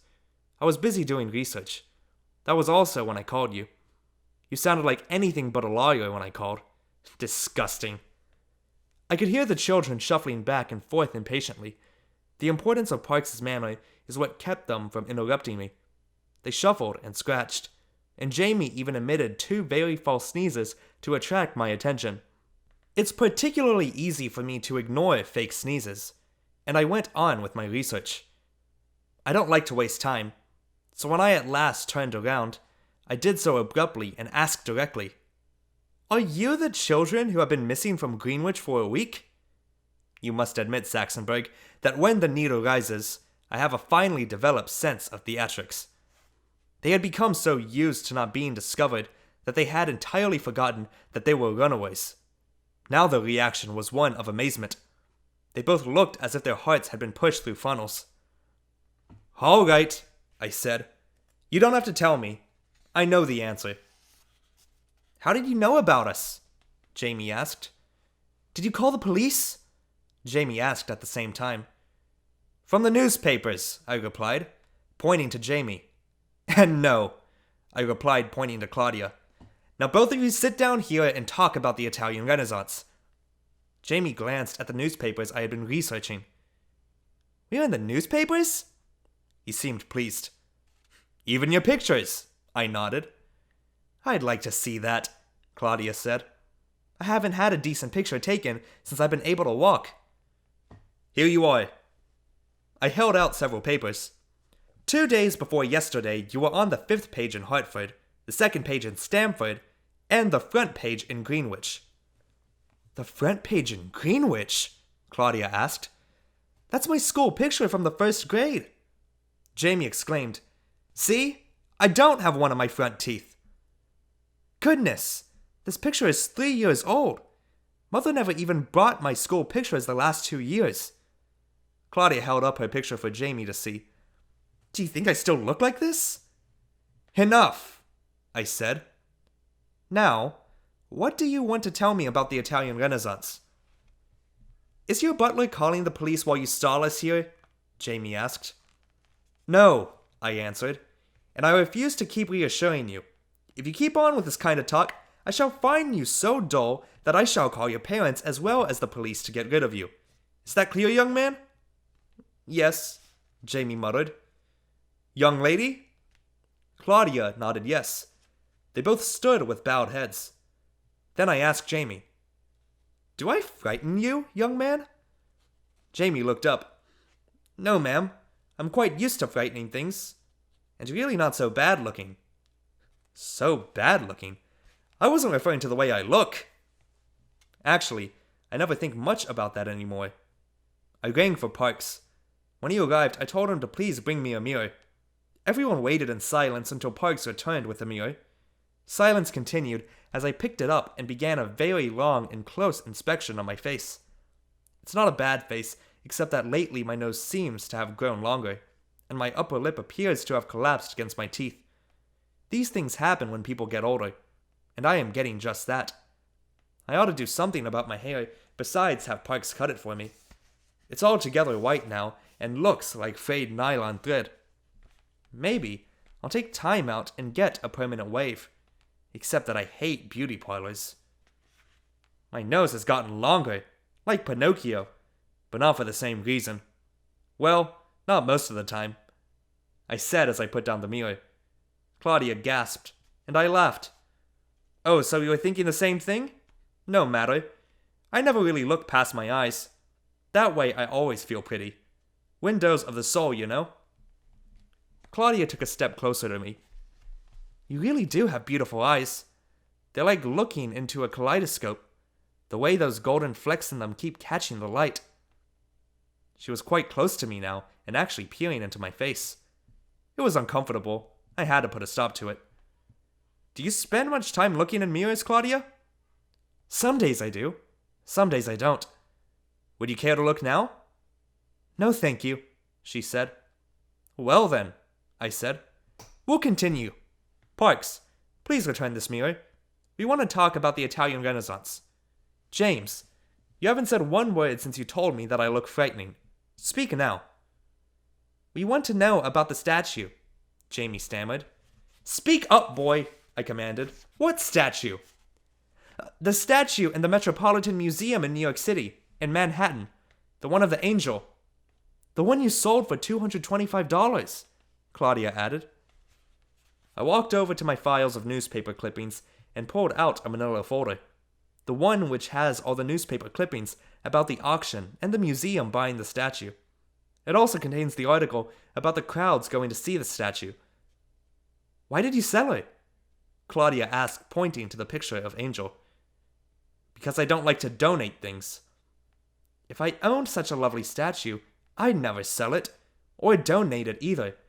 I'd cherish it like a member of my own family, Claudia preached. Considering all the trouble you've caused your family, that isn't saying very much. Have they been worried? She asked. If you hadn't been so busy looking at your picture in the paper, you could have read that they are nearly frantic. Claudia blushed. But I wrote them a letter. I told them not to worry. Evidently, your letter didn't work. Everyone is worried. I told them not to, she repeated. We're going home anyway, as soon as you tell us if Michelangelo carved Angel. Did he do it? That's my secret, I answered. Where have you been all week? That's our secret, Claudia answered, lifting her chin high. Good for you, I cheered.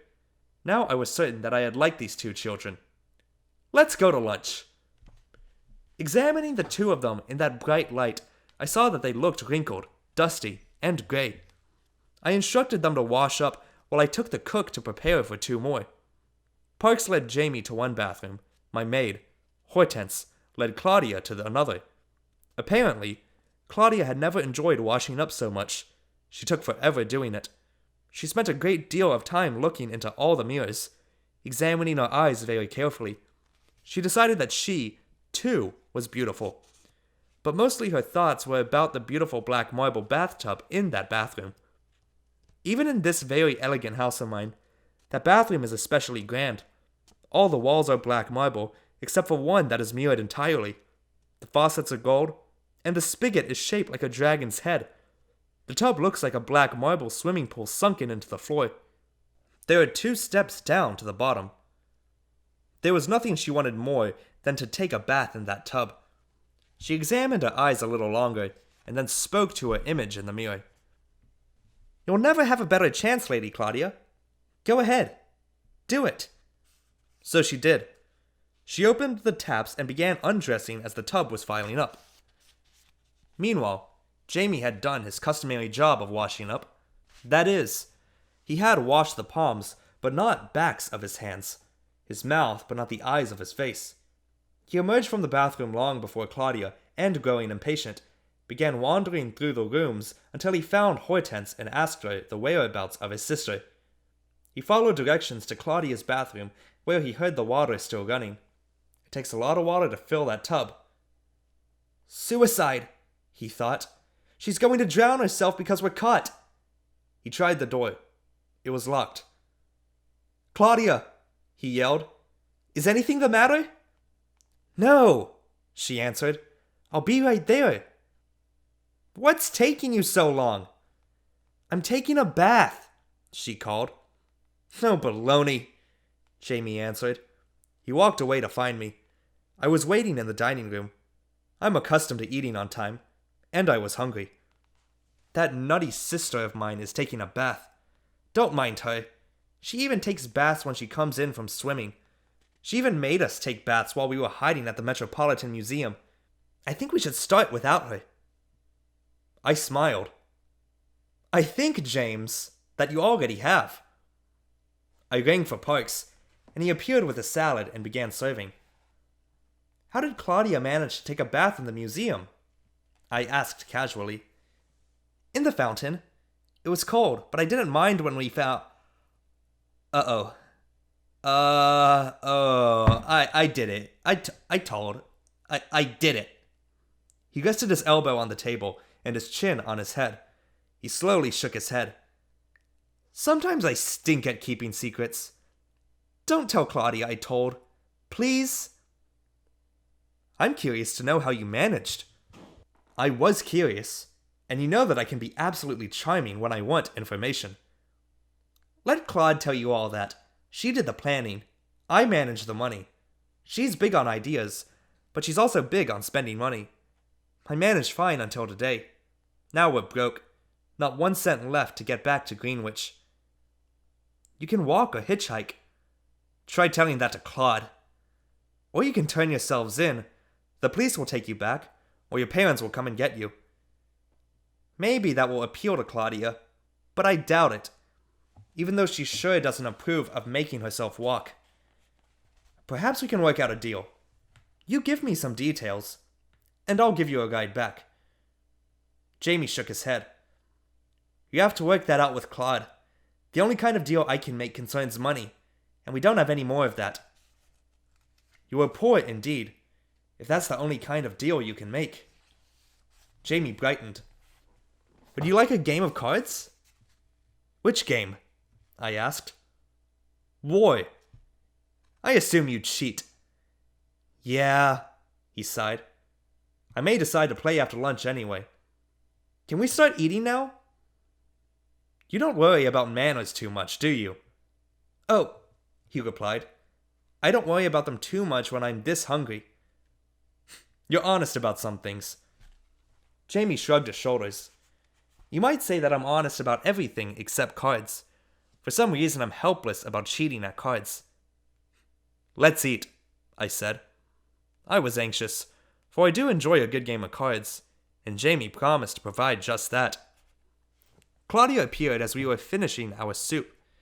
I saw that she was annoyed that we had not waited for her. She was all bound up and concerned for good manners, and she wanted very much to let us know that she was annoyed and why. She acted cool. I pretended I didn't notice. Jamie didn't pretend.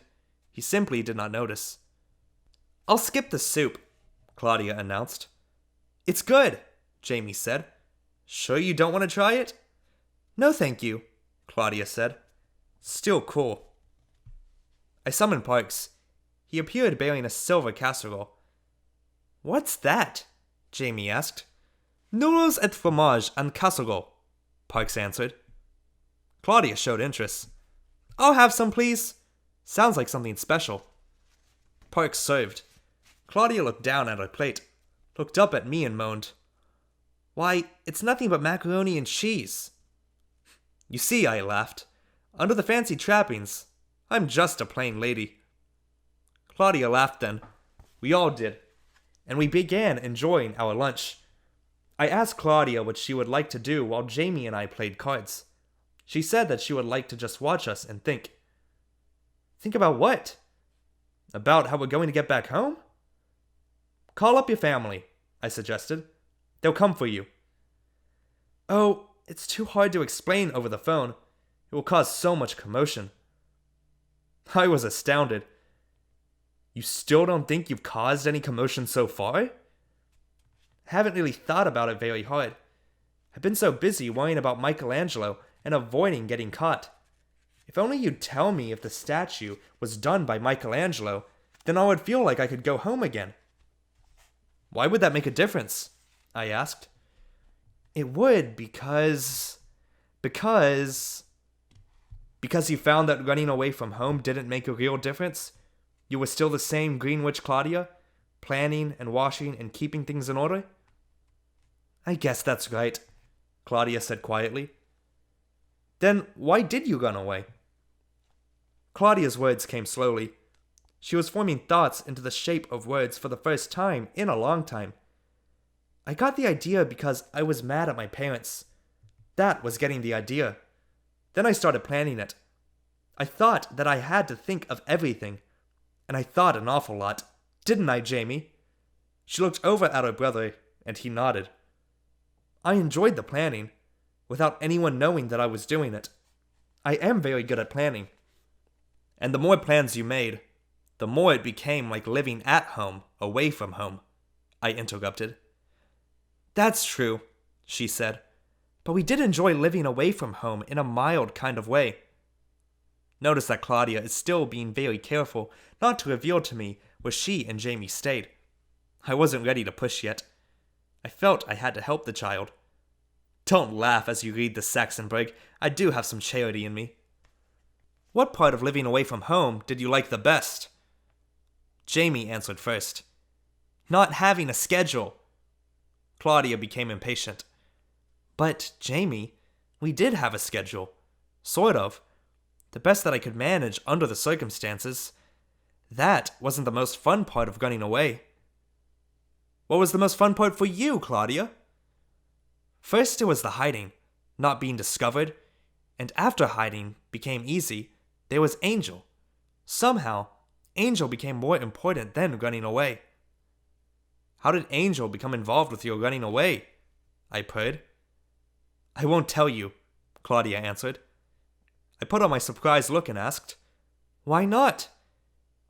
Because if I tell you how Angel got involved, it will be telling you too much else.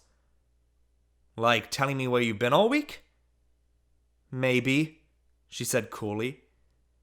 Why don't you want to tell me that? I told you before, that's our secret. Oh, you don't want to lose your bargaining weapon, I crowed. Is that why you're not telling me where you stayed? That's part of the reason, she said. I think the other part is, that if I tell, then I don't know for sure that my adventure is over, and I don't want it to be over until I'm sure I've had enough. The adventure is over.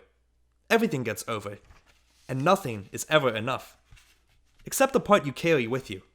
It's the same as going on a vacation. Some people spend all their time on a vacation taking pictures so that when they get home, they can show their friends evidence that they had a good time. They don't pause to let the vacation enter inside of them and take that home. Well, I don't really want to tell you where we've been. I know, I answered. Claudia looked at me. Do you know I don't want to tell you? Or do you know where we've been? Which do you mean? Both, I told her quietly. I resumed eating nouvelles et fromage en casserole. Claudia looked over at Jamie. Jamie had slipped down in his seat and had thrown his napkin over his face. Claudia jumped up from his seat, grabbed the napkin off Jamie's face.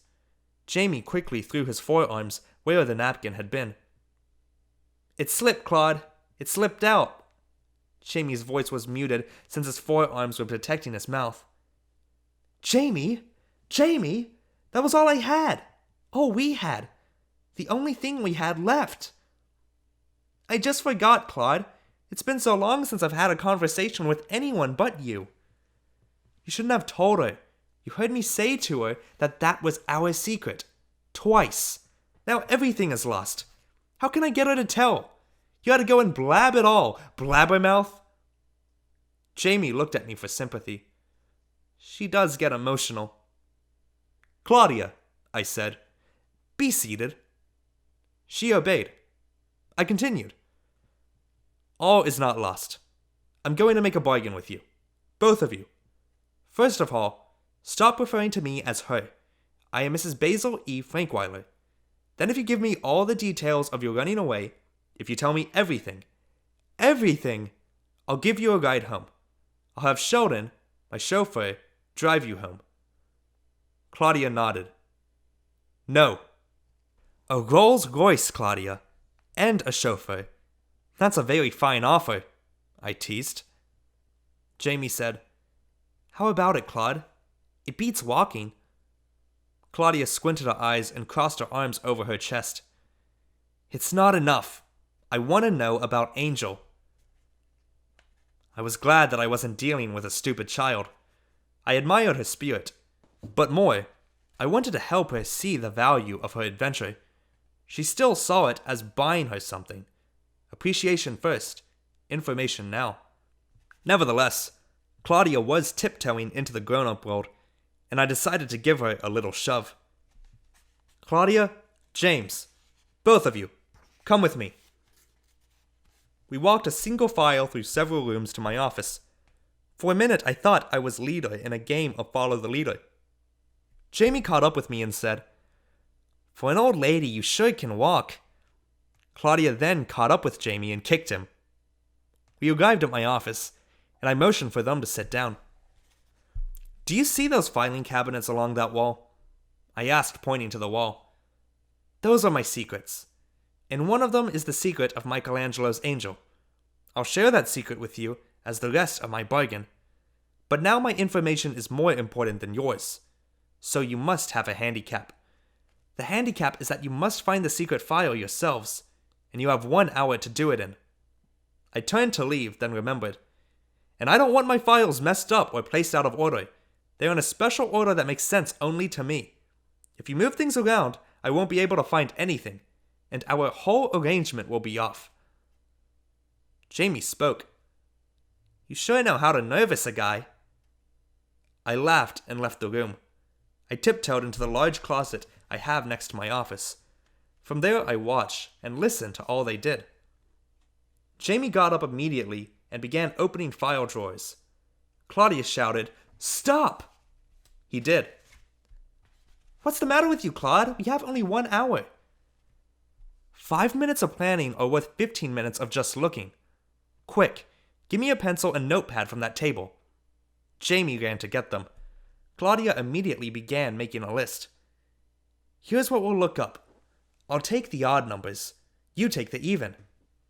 "I want odd." "For goodness sakes, Jamie, take the odds then." Here's the list Claudia wrote. 1. Michelangelo. 2. Buonarroti. 3. Angel. 4. Park Bernay Galleries. 5. Metropolitan Museum of Art. 6. Italian Renaissance. 7. Auctions. 8. Sculptor. 9. Marble. 10. Florence, Italy. 11. Rome, Italy. Jamie looked over the list. "I changed my minds. I'll take evens. There's one less." "Talk about wasting time!" Claudia screamed. "Take evens then, but get to it." They began to work very rapidly. Claudia once or twice cautioned Jamie not to make a mess. They had exhausted the list, odds as well as evens. There were folders on the most of the categories they looked up, but upon examining them, they found not one hint of Angel. Claudia was feeling depressed. She looked at the clock. 6 minutes to go. "Think, Jamie, think. What else can we look up?" Jamie squinted his eyes, a sign that he was thinking hard. Look him up under... What kind of language was that? Look him up under... Oh, baloney, Claude. Why do you always pick on my... Baloney. Baloney. That's it, Jamie. She thought Angel in Bologna, Italy. The paper said so. Look up Bologna. Both ran back to the files and pulled out a file folder fat with papers and documents. It was labeled Bologna, Italy. They knew, even before opening it, that it was the right one. I knew, too. They had found the file that held the secret. Claudia was no longer in a hurry. She sauntered over to a table, carefully laid down the file, smoothed her skirt under her, and sat in a chair. Jamie was jumping up and down. Hurry up, Claude. The hour is almost over. Claudia was not to be hurried. She carefully opened the folder, almost afraid of what she could find. The evidence was sealed between 2 sheets of glass. The evidence was a very special, very old piece of paper. On one side was written a poem, a sonnet. Since it was written in Italian, neither Claudia nor Jamie could read it, but they could see that the handwriting was angular and beautiful, in itself almost a work of art. And there was a signature, Michelangelo. The other side of the paper needed no translation, for there, in the midst of sketches of hands and torsos, was the sketch of someone they knew. Angel. There were the first lines of a thought that was to become a museum mystery 470 years later. There on that piece of old paper was the idea just as it had become from Michelangelo's head to his hand, and he had jotted it down. Claudia looked at the sketch until its image became blurred. She was crying. At first she said nothing. She simply sat on the chair with tears slowly streaming down her face, hugging the glass frame and shaking her head back and forth. When at last she found her voice, it was a hushed voice, the voice she used for church. Just think, Jamie, Michelangelo himself touched this, over 400 years ago. Jamie was looking through the rest of the folder. The glass, he said. I'll bet he didn't touch the glass. Are his fingerprints on it? He didn't wait for an answer before asking something else. What do you suppose the rest of these papers are? They are my research on Angel, I answered as I emerged from my hiding place in the closet. He did it in Rome, you know. I just file it under B for baloney to make it hard. Both children looked up at me startled, just as they had lost all their feelings of urgency. They had also lost all thoughts of me. Finding a secret can makes everything else unimportant, you know. Claudia said nothing, and nothing, and nothing. She continued clutching the drawing to her chest and rocking it back and forth. She appeared to be in a trance. Jamie and I stared at her until she felt our eyes focused on her like 4 laser beams. She looked up at us and then smiled. Michelangelo did sculpture the statue, didn't he, Mrs. Frankweiler? Of course. I've known for a long time that he did. Ever since I got that sketch. How did you get the sketch? Jamie asked. I got it after the war. Which war? Jamie interrupted. World War II. Which war do you think I meant? The American Revolution? Are you that old? Jamie asked. I'm not even going to answer that. Claudia said, Hush, Jamie. Let her tell us. But she couldn't hush either. She rushed in with an explanation. I'll bet you helped some rich Italian nobleman or some descendant of Michelangelo's to escape, and he gave you the sketch out of his undying gratitude. That's one explanation, but not the correct one. There was a rich Italian nobleman involved. That part is right. Did he sell it to you? Jamie asked. Claudia rushed in again with another explanation.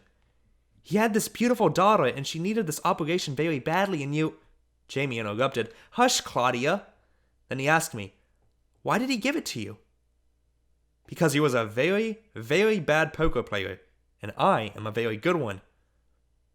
You won it at cards? I could see admiration grow in Jamie's eyes. Yes, I did. Did you cheat? He asked. Jamie, when the stakes are high, I never cheat. I consider myself too important to do that. Jamie asked, how come you don't sell the sketch? You'd get quite a boodle for it, being that it matches up with the statue and all. I need having the secret more than I need the money, I told him. I knew that Claudia understood. Jamie looked puzzled. Thank you for sharing your secret with us, Claudia whispered. How do you know that we'll keep your secret? Jamie asked. Now, a boy who cheats at cards should be able to answer that.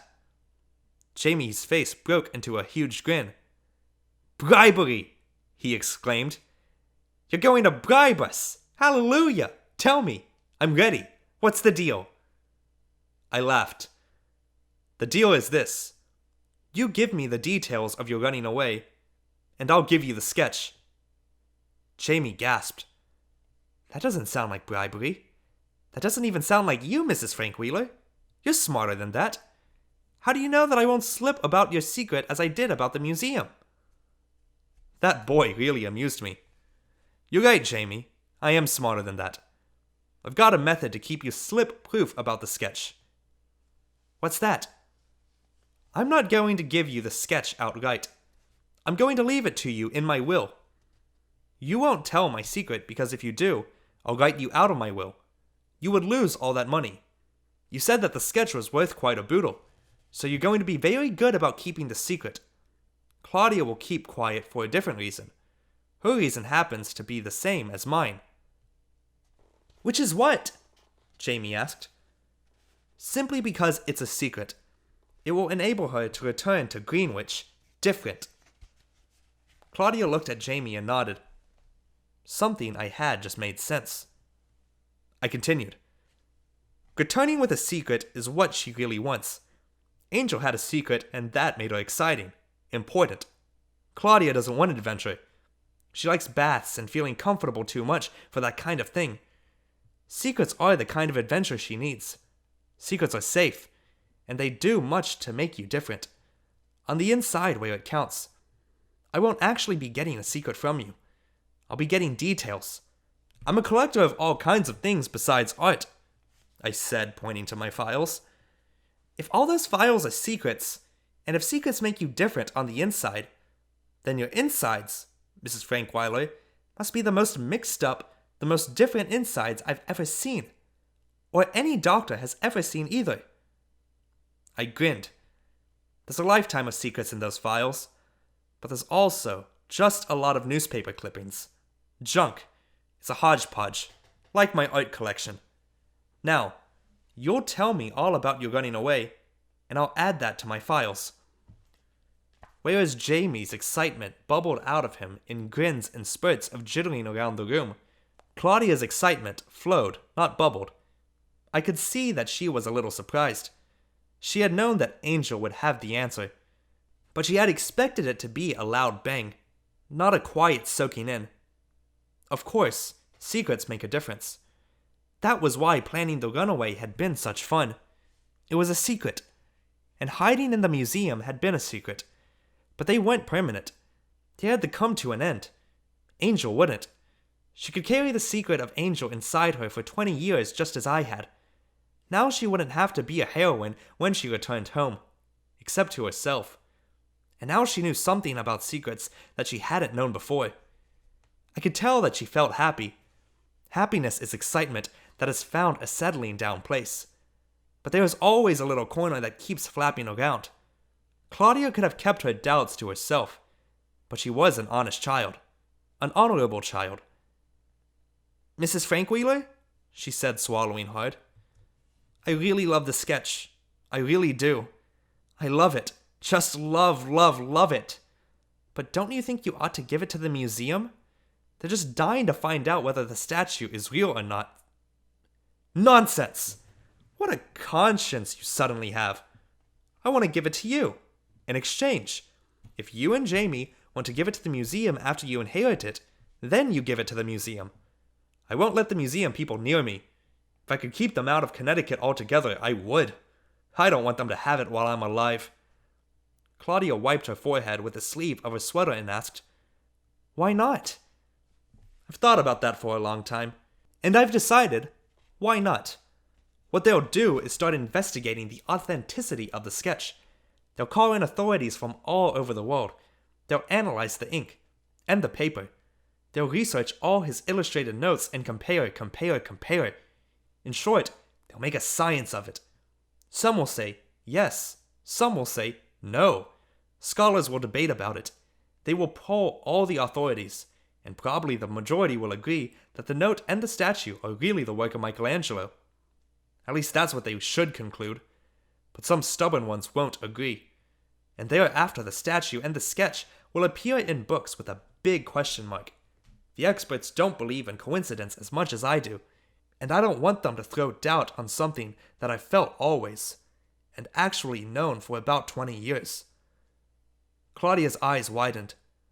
But, Mrs. Frankweiler, if there is the slightest doubt that either the statue or the sketch is a forgery, don't you want to know? Don't you want the last little bit of doubt cleared up? No, I answered abruptly. Why not? Because I'm 82 years old. That's why. There now, Jamie, you see? I slipped too. Now I told you how old I am. Jamie looked at his sister and asked, What's that got to do with anything, Claude? Claudia shrugged. I'll tell you what it's got to do with it, I said. I'm satisfied with my own research on the subject. I'm not in the mood to learn anything new. Claudia said, But Mrs. Frankweiler, you should want to learn one new thing every day. We did even at the museum. No, I answered. I don't agree with that. I think you should learn, of course. And some days you must learn a great deal. But you should also have days when you allow what is already in you to swell up inside of you until it touches everything, and you can feel it inside you. If you never take time out to let that happen, then you should just accumulate facts and begin to rattle around inside you. You can make noise with them, but never really feel anything with them. It's hollow. Both children are quiet, and I continued. I've gathered a lot of facts about Michelangelo and Angel, and I've let them go inside me for a long time. Now I feel that I know. That's enough for that. But there is one new thing that I'd like to experience. Not know, experience. And that one thing is impossible. Nothing is impossible, Claudia said. She sounded to me exactly like a bad actress in a bad play. Unreal. Claudia, I said patiently, when one is 82 years old, one doesn't have to learn one new thing every day. And one knows that some things are impossible. What would you like to experience that is impossible? Jamie asked. Right now, I'd like to know how your mother feels. You keep saying that she's frantic. Why do you want to feel frantic? This came from Claudia. Now she sounded like the real Claudia Kincaid. It's an experience I would like to have, because it's part of a bigger experience I want. Claudia said, You mean you'd like to be a mom? Jamie leaned toward Claudia and whispered in the loudest, wettest whisper I have ever heard. Of course that's impossible. Her husband is dead. You can't be a mother without a husband. Claudia poked Jamie. Never call people dead. It makes others feel bad. Say deceased or passed away. Come now, children. Put away the file. You must tell me all about your adventure. All about it. What you thought and what you said, and how you managed to carry off the whole crazy caper. End of Chapter 9. Chapter 10. I kept the children up late getting the details. Jamie and I played war while Claudia talked into the tape recorder. Jamie ended up with 2 aces and 12 cards more than I. The game cost me 34 cents. I still don't know how he does it. It was my deck of cards. But I was somewhat preoccupied listening to Claudia and interrupting her with questions. And then there was that telephone call from the children's parents. I knew you'd tell them, Saxonberg. I knew it. What a combination you are. Soft heart and hard head. It was all I could do to persuade them to stay home and let me deliver the children in the morning. Mrs. Kincaid kept asking if they were bruised or maimed. I think she has read too many accounts of lost children in the newspapers. You realize now why I insisted that they stay overnight. I wanted all sides of the bargain kept, and I had to get my information. Besides, I had promised them a ride home in the Rolls Royce, and I never cheat when the stakes are high. When it came to be Jamie's turn to talk into the tape recorder, I thought that I would never get him to quit fussing with the switches. He enjoyed saying something and then erasing it. Finally, I scolded him. You're not Sir Lawrence Oliver playing Hamlet, you know. All I want are the facts and how you felt, not a theatrical production. You want me to be accurate, don't you? Yes, but I also want you to finish. Claudia asked for a tour of the house while Jamie told a story. She asked about everything. We rode the elevator up to the 3rd floor, and she went from one room to the next. I hadn't been through the entire house for a long time, so I enjoyed the tour too. We talked. We both enjoyed that also. Claudia told me about her routine at home. When we came back to the black marble bathroom, She told me how she came to take a bath there earlier. I allowed her to pick the bedroom where she would sleep that night. Very early the next morning, I had Sheldon drive them to Greenwich. I'm enclosing a copy of his report for your amusement, Saxonburg. You ought to be in a mood to laugh now. The boy, madam, spent the first 5 minutes of the trip pushing every button in the back seat. I transported them in the Rolls-Royce as he requested.